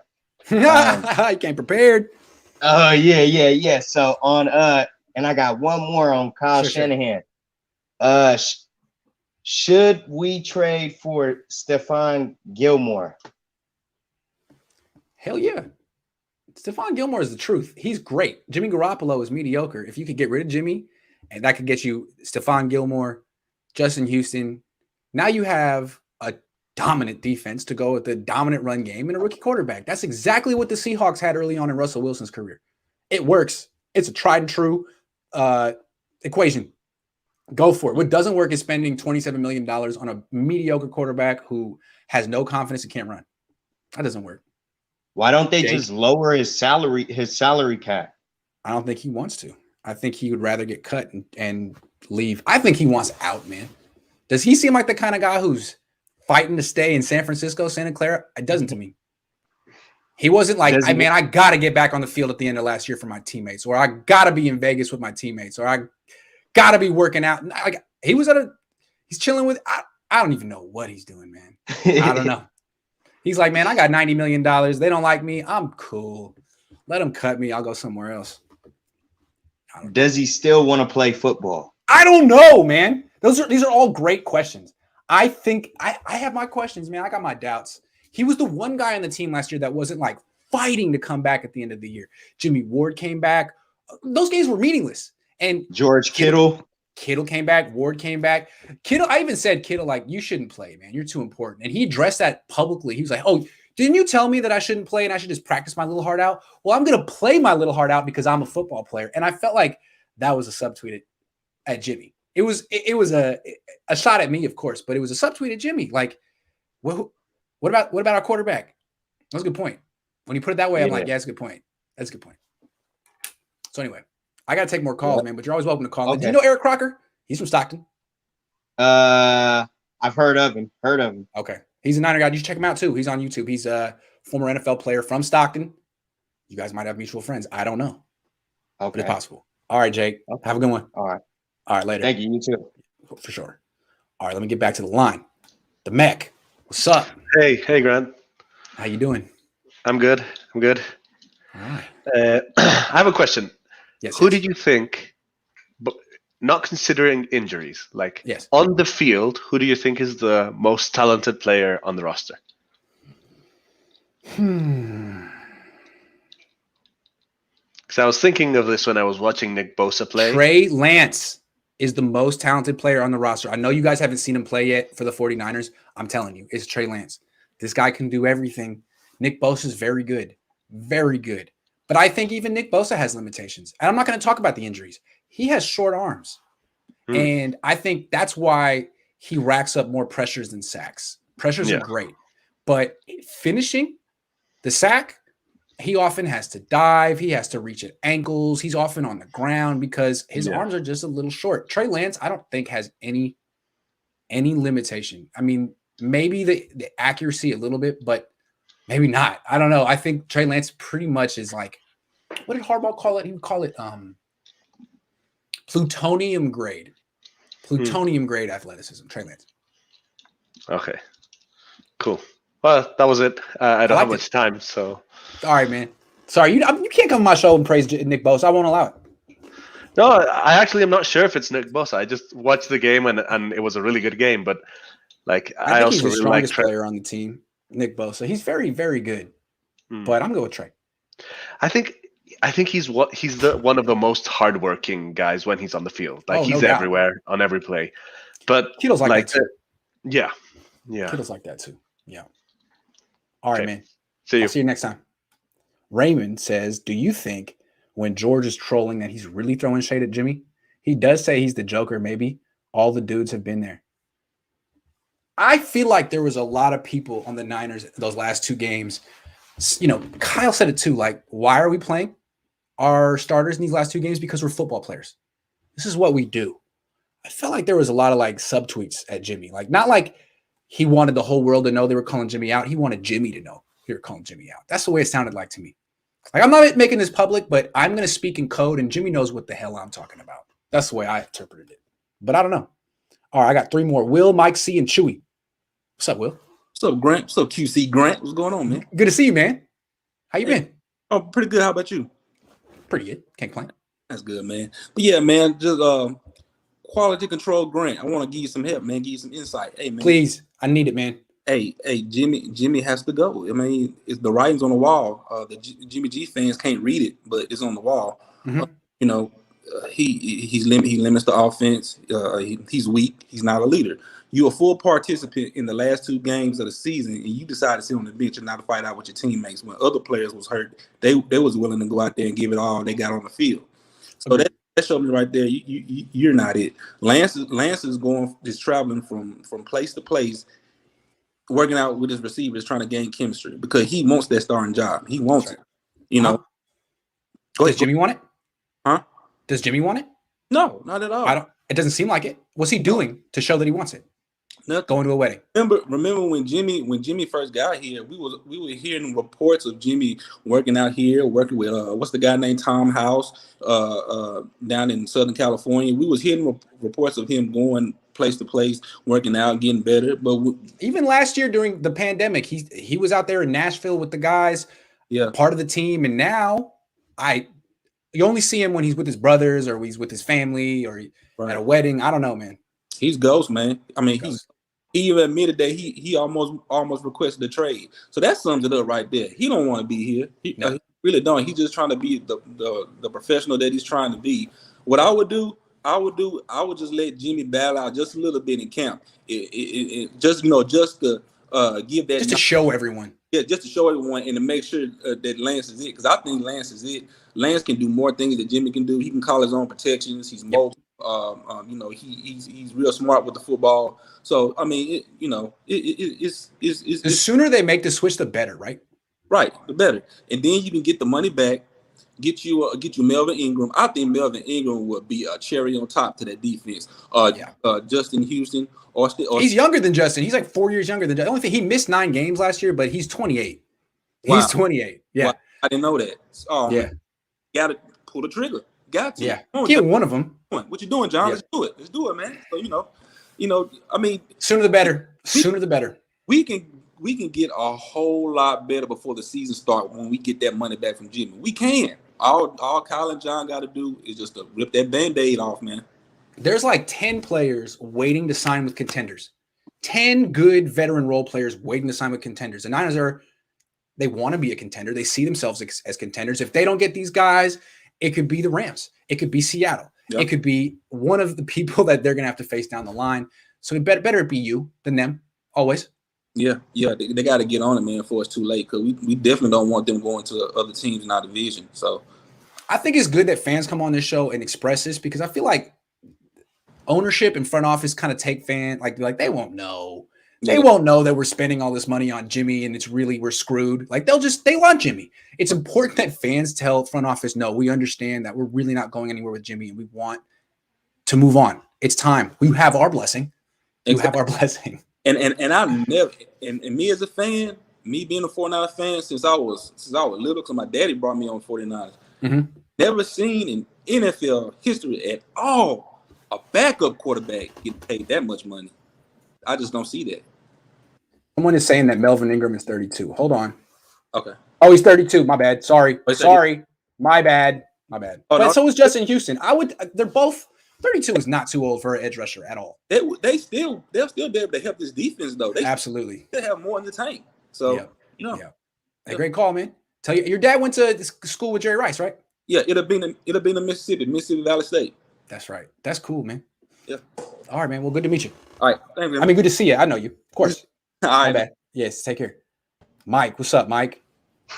What's going on, Grant? How you doing? I'm doing all right, man. I guess I want to play devil's advocate here. Thank you. Everybody on here hates Jimmy G. Okay. And I think there's a middle ground. I think he's a mid-tier quarterback, right? Sure. He's not great. He's not awful. So let's think about the 2017 season. We had Brian Hoyer, who Kyle Shanahan won with on the Browns before management made him put in Johnny Manziel, right? And we had CJ Beathard. Like, we won one game. Mm-hmm. Jimmy G comes in towards the end of the season. I got to see his first home game against the Titans. You win 6 in a row, right? So, we can't say that he's a terrible quarterback. I just don't think that that makes sense, right? Right. Next year, we're fired up, tears the ACL, done, right? And at that point, we knew that CJ Beathard and Nick Mullins, probably weren't going to cut it. And I think at that point, and you've talked about this, I think they gave CJ Beathard like way too long of a leash. Yeah. They should have addressed the backup situation at that point, because I think that's why they're in the situation that they're in right now, because they didn't have a good backup on the roster. So you have to have Jimmy G there, right? 2019, he played well, right? I think he played well. You have a good team. He played well enough to get us to the Super Bowl. I would argue that, hey, he didn't throw a lot of passes because they didn't need to. I mean, let's think about that Packers game where Mostert ran for like 1,000 yards and got like 20 touchdowns. Did he need to pass the ball? I don't know. Maybe not. But what I will say, and I think one of the other guys was talking about this, that missed pass to Emmanuel Sanders was just, I think a lot of quarterbacks would have hit that. Yeah. And then you talk about his toughness last year, and I'm not a doctor or anything like that, but I think they tend to say that when an athlete or a professional football athlete gets a high ankle sprain, it's a 4 to 6 week recovery time. He came back after 2 weeks, and once again, I would probably blame that on the backup situation, right? There wasn't a backup quarterback that could come in and do really well on his behalf. So, I think, you have people that say, hey, I love Jimmy Garoppolo, people that hate him. I think it's probably somewhere in between. And I would, maybe blame management a little bit for not improving the backup situation a little bit earlier. So, because if you had a better backup on the roster that you're paying, $5-10 million, they could have cut Jimmy G, not taken the cap hit, and had a backup in place that would be sort of a bridge quarterback, which was what they meant for Brian Hoyer to be for CJ Beathard, which obviously didn't work out. Right. So, yeah, I think there's kind of a middle ground there. Okay, that's fair. I hear you. But what would you like to see the Niners do moving forward? So I think it's a balance, and I buy what Jed York said, and he said, hey, look, I'm willing to spend the money on Jimmy Garoppolo's contract to make sure that we don't damage this guy, right? Like the last thing you want is like a Sam Darnold situation where, they throw him in, like the team's, not great. And the next thing you see ghosts, right? I'm not necessarily saying that's going to happen with Trey Lance, but I do think there is something to be said for the level of capital that we're putting into this guy, right? Essentially, he's like 3 first-round picks, right? This year, next year, and the year after that. So that's a lot. I think you have to be careful. And I would say, unless he's lights it up in the preseason, I think you want to roll with Jimmy and see how that goes. I think that would be kind of a more cautious approach. Yeah, I guess if there were no salary cap, I'd be on your side. I would agree with you with this one. Like the way Jed puts it, like he's being generous and he's spending big by keeping Jimmy Garoppolo on the books. You would spend the same amount of money one way or another. It's what are you spending it on? And the fact that you're spending so much on Jimmy Garoppolo, I think is a problem. Like to me, most quarterbacks renegotiated their contract this offseason because the pandemic, the cap went down. And 19 of the starting quarterbacks in the league have cap numbers below 12 million this year. And the ones that didn't renegotiate seem to have issues with their team. Like Russell Wilson, not really feeling that good about the Seahawks. Aaron Rodgers, not really feeling that good about the Packers. Kirk Cousins never takes $1 less than he could take. It just seems like if the Niners could renegotiate Jimmy Garoppolo's deal, then yeah, that'd be great. But they can't. They don't want to. Well, they don't want to extend him. And you already said it. He's not good. They don't want to extend him, right? So they're in that position where they can't do it. It's like you either cut him or you keep him, right? Yeah. And if you cut him and Trey Lance doesn't do so well, and like he gets into that situation where he's tainted like Sam Darnold, you just threw away 3 first-round draft picks. You can't. But again, like you drafted him with the 3rd pick. He was the 3rd pick in the draft. He's going to an excellent roster. And if he plays well in camp and preseason, I would, you know what I'm saying? Like, I wouldn't just be like, well, he might fall on his face. Like, nah, he's very talented. He's passed every test. It's his team eventually. Like, it's time. And I think I hear what you're saying. I also think from a contract perspective, like we have so many guys on 1-year deals, right? And how many of the players that are still out there that you're talking about, there's the corner you're talking about, Melvin Ingram, like, are those guys, they're probably still out there because they don't want to sign a 1-year deal.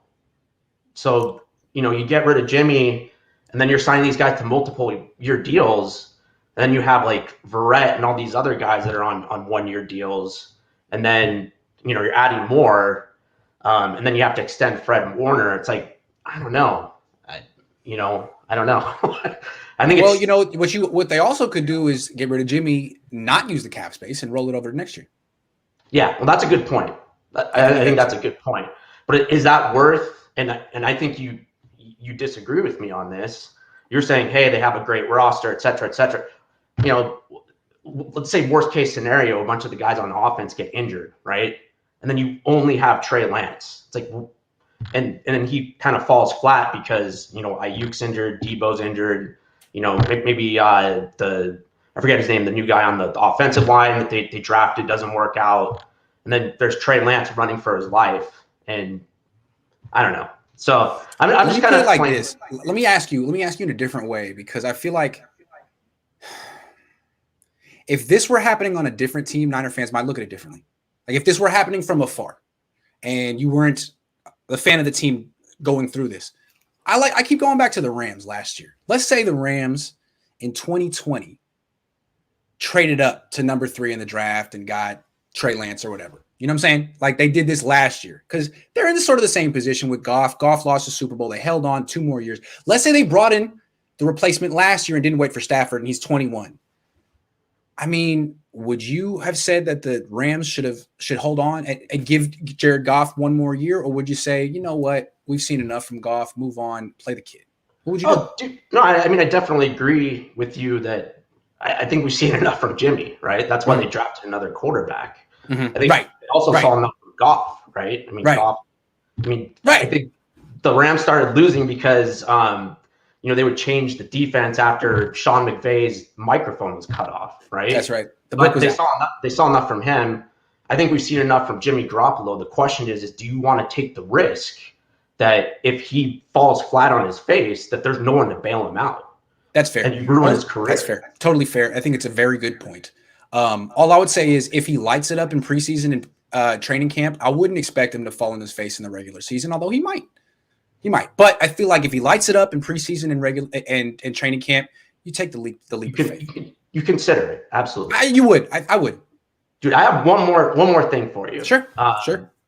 So I've watched like you and your dad. You guys talk about Kyle Shanahan like during press conferences. Mm-hmm. I think you guys are way too hard on him. I think he's like the best like head coach that I've only been watching since like. Did Jed pay you to come on this show? What's that? Did Jed pay you to come on this show? No. No. I've been watching the 49ers since Singletary was the coach, right? It's like they'd ask him questions like, oh, well, we got to look at the film. And then I felt like Harbaugh was just like completely, like he would be kind of like, he wasn't transparent, It was like the stuff that he would say would be like, well, blah, blah, blah. And he'd kind of skirt the question, wouldn't really answer it. And then you had, Jim Tonsula and Chip Kelly. I feel like Kyle's like the most transparent of those coaches. And I actually enjoy his press conferences and I enjoy like hearing what he has to say. So I don't know. I feel like you and your dad are a little too hard on him. All right. Well, we'll try to go easier on Kyle. I like Kyle. I think he's very interesting in the stuff he says. The stuff when he talks about football, I learn. I just can't help but notice that he really wants to be the star. He wants the Niners to win because of him. And when things go bad, he never takes responsibility. So those are my only 2 things. But I do definitely appreciate the details he goes into with his thoughtful responses, man. I do. I agree with you. Thank you very much for coming on the show and keep me honest. We need more people like you on this show. I appreciate it. Man. All right, Take care, Mike. All right. Jody says, Grant, you right, but no rookie has won a Super Bowl, and slim to none had winning records. Shanahan and fans never want to have another season ruined because we have no backup, and Shanahan wants Super Bowl now. Boy, so you don't like Josh Rosen, huh? Not a big Josh Rosen fan, huh? All right, well, hey, I hear you on that. I hear you, Jody. Niner fans are really concerned about the backup quarterback. I'm telling you, if you're concerned about the backup quarterback, that means your starter ain't a starter. The solution to the 49ers problem is not get a better backup quarterback. Is get a starter who's a starter. All right, Chewy, I'm so sorry to make you wait one more time, but we got Aldara in here and it's ladies first. I'm going to give you the final call of the day, Chewy. I promise. You will get the curtain call. You will end the show with Chewy, but now I got to go with Aldara. Because also Aldara is the head of the Jimmy Garoppolo Defense League, and I've been talking reckless about him today. So I'm not even gonna say anything. You say what you got to say. Actually, I think that you're kind of right. Okay. I mean, I love Jimmy. That's not a question. Everybody knows that. Yes. My favorite thing with Jimmy is that he's a convenient quarterback. Mm-hmm. He doesn't play bad, but he's not the best quarterback. He's consistent. He's consistent. Yes. He's good. You know what to expect. Yeah, and he's like McDonald's. I love McDonald's. Me too. Yeah, and I mean, I think that when you have a quarterback that is medium, and you have to pay him medium money, and that gives you the ability to spend that money in big figures, such Just Chick, Next Time, Bosa, Warner, all the amount of players that the roster has. And the best quality of Jimmy being medium is that he could go cheaper in the cap. Yes. No doubt. So his problem is that today he's really expensive. Mm-hmm. And that is the issue. It's a financial thing. It's financial. Yeah. Yes. And if he had played 2020 season in things go wrong and cut him, it would be great. But they still have this concern that maybe he is good. That's the problem. Yep. Maybe. What if he goes somewhere else and wins and we look dumb? Yeah. I mean, they have to dodge the bullet. No, not the bullet now. They have to play him. Right. That's the thing, because they have to prove the fan base and the media that we took the right decision drafting Trey Lance. We were right. And you may be really hard fan from him, but he's not the guy. Right. So what you're saying is they can't bench Jimmy. Jimmy has to bench Jimmy. Jimmy has to bench Jimmy. He has to show everyone I'm not good enough anymore. Yes. Yeah. I mean, the problem is Jimmy is such a tease. He'll go out there and play pretty well and get hurt, and you'll be like, well, what is he? Is he good or not? I don't know still. Oh, he's 35. You are 33. I'm 33. He's younger than me. He's younger than me, more handsome than me, richer than me. Jimmy, I am just jealous. That's what it all is. Yeah, it's just jealousy. I mean, he knows what it's like. Just yesterday you said that you were younger than Sherman, and I have to Google how old he is, and he's 33, and so he's older. Wait. So I'm sorry. Who are you talking about? Trey? No, yesterday you say that you and Sherman have the same age. Oh yeah. Yes. And I googled that because I didn't know, and I thought Sherman was older. And when you say, we are the same age, I was like, I know. How old is he? He's 33 also. He was, I had interviewed him when he was at Stanford, and I was 22. So we go back. He blocked me on Twitter, though. He doesn't like my commentary. Can you Have you blocked me? No. No, I said that Jason Verrett was better. I guess he saw it. No, I haven't blocked you. Actually, you followed me, then unfollowed me, maybe because you saw that I was such a big Jimmy G. Really? Yes. I'm so sorry. That's how I know you, because Grant Cohn followed you and they say... I unfollowed you? That is cold. And I don't remember that. Okay. I'm sorry. I didn't like your takes anyway, so. Fair. No, fair. I'm not missing anything. You are missing. You're right. You're right. And then we had some positive interactions, and I was like, I want to hate him again because he's so nice to me. Well, thank you for giving me another chance. I appreciate it. I You enjoy know, you calling in. Do a good job. Do a good we're job. friends. Absolutely. We are. We have an understanding. We are friends, yes. We are. I mean, and we like Jimmy in different ways. You We like do. him as a person. I think we both want Jimmy Garoppolo to have a new start somewhere. He deserves a fresh start. Yeah, I'd love him to have one. I think he deserves a fresh start, but also I think he needs to figure out if he wants to commit to football. a fan base. A fan base. Because He needs someone who loves him. He needs some TLC from a coaching staff, from a nice lady in Mexico, whatever it is. He needs someone to say, Jimmy, you're good. I believe in you. Because I feel like people don't say that to him that much anymore. No, and I think that if you expect that from Shanahan, that's not going to happen. Not going to happen. No, he's not going to give it he's not that kind of he's not. father he's figure. Like, yes, I mean, he's more like the mean older brother that is bullying you until you say, stop. Yes. I can you think that's good? It's not. You think that's good? It's not. It's not good enough. Yeah. Yeah, that's the vibe Shanahan gives me. Yeah. Is it really hot in Mexico right now? Because it's really hot in Oakland. I got to take this. I'm schwitzing. Anyway. It's like nearly 100 Fahrenheit. So it's burning hot. Super hot. Yeah. Well, stay cool. Have a great day. It's always a pleasure to see you. You too. All right. Bye. Take care. She's a star. She's been on the show 3 times. She's already she's got it. She's really good. I love how people go from being a little nervous the first time to being just total stars. I mean, it's amazing how it just takes a little practice and all of a sudden, boom. All right. Marcus says, I'm scared every time Jimmy drops back. I don't remember the feeling that way with any previous quarterback. Yeah, you know why you're scared every time Jimmy drops back? Because Jimmy's scared every time he drops back. Jimmy G starts week 1, says Tommy. Chewy, I'm coming for you. Hold on. I just don't want to miss this one thing here. No rookie. Oh, we got you that, right? Yep. Okay, no rookie has won a Super Bowl because most rookies who started on bad teams. True. Niners are not a bad team. True. Always a first for everything, especially with 27 million more to use this year. Agree. Good call, San Fran 49er fan. Chewy, thank you so much, man. Grant, what's up, man? How you doing, man?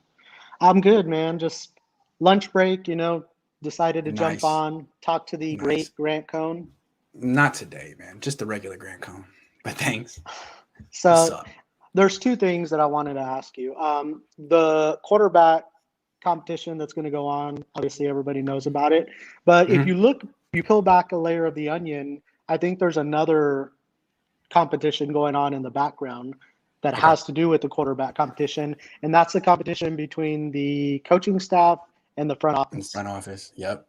I mean, because when you start looking at this, how's that going to go down? Are they just going to say, you know what, Trey's put in all the work. This is Trey's job to lose. Yeah. Are they really going to give Jimmy a legit chance to win the job, even though he's kind of throwing that away for himself? Right. If the coaching staff wants Trey Lance to win the job, are they going to make that a self-fulfilling prophecy? Right. Yep. I mean, because we all know we have John Lynch on one side, Jed York's come out and said it. I mean, they're kind of pushing the Jimmy narrative, and Kyle is pushing the I want a new quarterback other than Jimmy, and Trey Lance happens to be that quarterback narrative. So I think that could be real interesting how that actually plays out. We were on the Discord a couple of days ago, and that's why I asked you, do you get to see the full practices? Because I wanted to get your take after you see some to see if you thought, hey, they're really not giving Jimmy a lot of snaps. They're giving Trey a lot of more work than I thought. I will see 12 practices in August. I will let you know. I will be counting snaps, throws. I will have every piece of statistical information you will need to know about this quarterback competition. I am so excited to cover this. Now, earlier in the offseason, there was reports of a rift between Kyle and the front office. Do you think that could get bigger during this training camp? It just seems very obvious that the coaching staff might want to start the future now with Trey Lance and move on. And the front office might say, no, a lot of our fans like Jimmy. We can win with Jimmy. We gave a lot of money to Jimmy. That's we a $27 million. Yeah, we gave him $90 million, and you want to just cut him? Why don't we? We could still get a first-round pick for him. We could trade him. Why don't you just hold on? And it's like, well, what are we doing here? Is the goal to go all in every year, or is the goal to get some value for some player that you've already brought in as a replacement? What is the goal here? You know, what is the goal here? That's what I'm asking. And what do you think about this angle? Like, that's Jed York's money, right? Well, it's his dad's money, but it's Dr. York's money that they're just throwing away on Jimmy if he's a backup. Do you think Jed will actually step up and step in? I mean, you reported that you think that happened draft week when they had that meeting, and something happened. There was a meeting on Monday. Something happened, and it's possible that Kyle Shanahan wanted Mac Jones, and everyone said you're taking Trey Lance, or it's possible that they had already agreed on Trey Lance at that point, and Kyle was expecting to get rid of Jimmy Garoppolo and bring in someone like Andy Dalton or Sam Darnold or whoever, whatever the bridge quarterback was going to be, whoever it was, whoever, whatever bridge quarterback they wanted. And Jed said, no, we're going to keep Jimmy for now. And I could see Kyle being upset. He would understand the ramifications. That's $27 million in cap space. We're not going to spend in the rest of our team. Well, we don't have as good of a shot to win the Super Bowl that I wanted. I wanted to kind of get your thoughts on that, because that's an angle that like not a lot of people are talking about. Everybody's focused on Jimmy, Trey, but like there's bigger stuff happening here that I don't. I agree, man. I think if they keep Jimmy, they're punting the season, and his front office and ownership being like, you know what, we don't really have an opportunity to win this year because no team's ever won with a rookie. So let's just keep Jimmy Garoppolo, pretend like we're going for the Super Bowl, but really it's all about trying to trade him next year. Don't punt the season. The NFC is wide open, and you have the second oldest roster in the NFL. Go for it now, please. You got Nick Bosa cheap now. You got Trey Lance cheap now. Go for it. The Seahawks almost pulled it off when Russell Wilson was a rookie. If they didn't have Matt Flynn on the bench making all that money, they might have done it. Did it the next year. Right. Come on. Cowards. That's true. So I have one more thing real quick. Please. Yep. So second thing I wanted to ask was, does every 49er fan forget that we drafted the third quarterback in this draft? Yeah. Like everybody thinks Trey Lance is Patrick Mahomes, the next Patrick Mahomes, which that dude is a once in a generation quarterback. I mean, these guys don't come out every year. Now everybody's convinced we have the best quarterback in the draft. He didn't get picked first. He didn't get picked second. He got picked third. And he was the third at his position pick. So third overall pick and the third at his position. Like, how good is this guy like going to be right out the gate? Look, man, I think if the pandemic hadn't happened, I think the pandemic hurt his stock and boosted Zach Wilson's stock. Zach Wilson got to play a whole season against terrible teams. Trey Lance had his season canceled. I think if it had been reversed, Lance would have been the second pick. Wilson, we wouldn't even heard of him. If BYU's season had gotten canceled, I would never know who Zach Wilson was. He had one good year in college. It was this year during the pandemic, which we wouldn't even know who he was. So I think it's possible that it was a very strange year, 2020, and the Niners actually got someone whose value could have been higher had there not been a pandemic. Whereas the Jets got someone whose value could have been non-existent had there not been a pandemic. You know what I'm saying? I don't know. You know, Tough. I mean, these teams pay millions of dollars in their scouting to get it right, to get the right players that have the most talent. Patrick Mahomes, the Chiefs traded from pick 20 whatever to pick 10. They drafted him ahead of the most decorated college quarterback of all time, besides Tim Tebow maybe. And they drafted Patrick Mahomes out of Texas Tech ahead of Deshaun Watson. So usually the talent rises to the top. We got the third quarterback. I mean, I have high hopes for him. I hope he's good, but he's not going to be trucking people running the ball. We talked about that on Discord. He's not breaking these arm tackles from outside linebackers in the NFL. Those guys are going to take out his legs. He's going to get injured maybe trying to run the football. Like, his game is just not – he's not going to be as dominant in the NFL as he was in college. All right, I want you to do something. Next time you come on this show, I want you to tell me the last 10 quarterbacks who were taken third in the draft.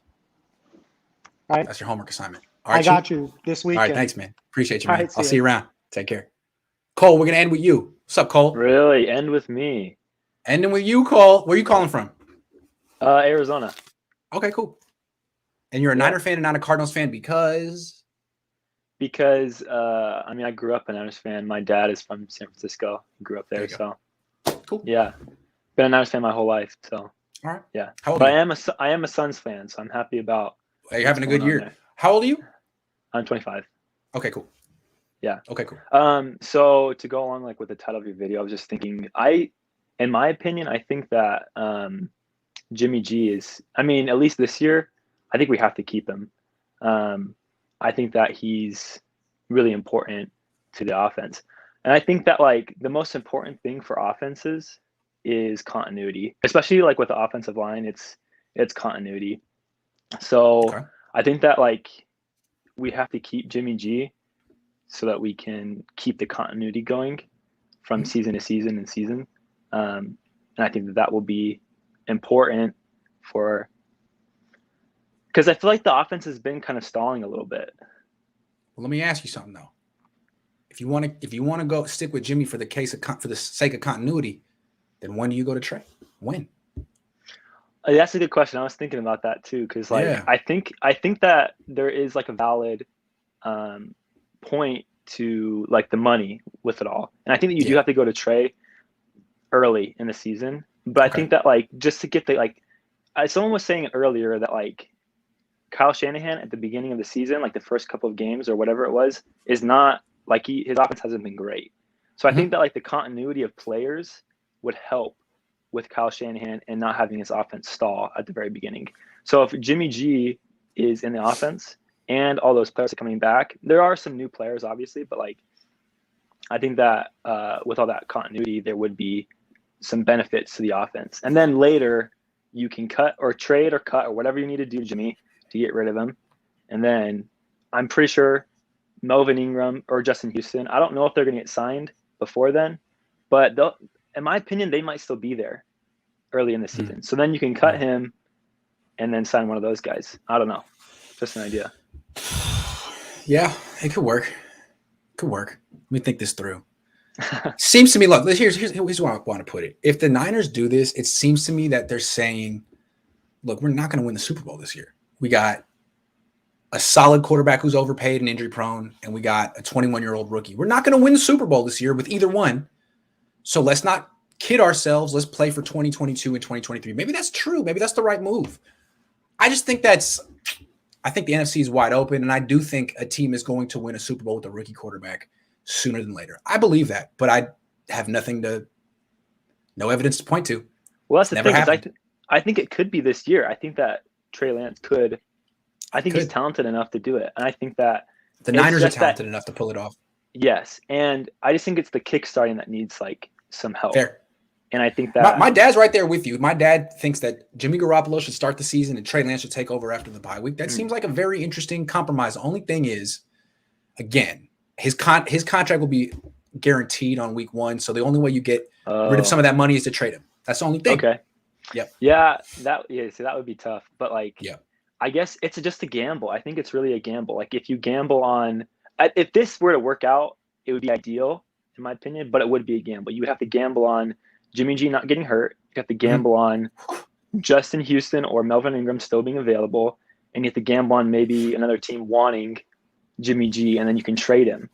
So if all those things happen, maybe it's pie in the sky. I don't know what. Sorry. Cole, if you could go to Vegas today, all right, and go into the sports book, and some guy, there was a bet on the table saying Jimmy Garoppolo to play 17 games this year. Without even knowing the odds, would you take that bet? Would you want to put money on that outcome? I wouldn't. 17 games. I do think that the offensive line is going to be better with Alex Would you Mack. put money on it? Would you put money on it, Cole? Would you put a tenner? I'm not much of a gambler, but fair enough. I don't think I wouldn't do it. I don't think I would put money on it. Right. And that's why that's what I'm saying. You trade him before week whatever it is. That's fine. Before the bye. Before the deadline. Hey, okay. And he'll be cheaper for other teams because you get paid in game checks and he makes about $1.5 million a game. So if you have him for 6 games, and he's easier to move for another team. Hey, I'm open-minded, Cole. Thank you for calling in. Thank you. Appreciate it. All right, man. Take care. You too. Last call of the day. Alex says, only reason you bluff Mac Jones is because you think Lance is better than Wilson and you don't want the Jets to take him. Fair. Maybe Lance is better than Wilson. I think if the pandemic hadn't happened and the season was normal in 2020 and Trey Lance got to play and Zach Wilson had to play the normal BYU schedule, which includes like a couple Pac-12 teams, some good teams, Lance might have been the guy picked by the Jets. You'll never know. Good stuff today. It was fun to do a full-fledged, full-blown Cohn phone on a Monday. Shout out Botan, who had to work. Miss you, Botan. See you next time. And I'll be back in about 2 hours with Vish. So I'll see you guys around 3:10 Pacific time with Vish. See you then.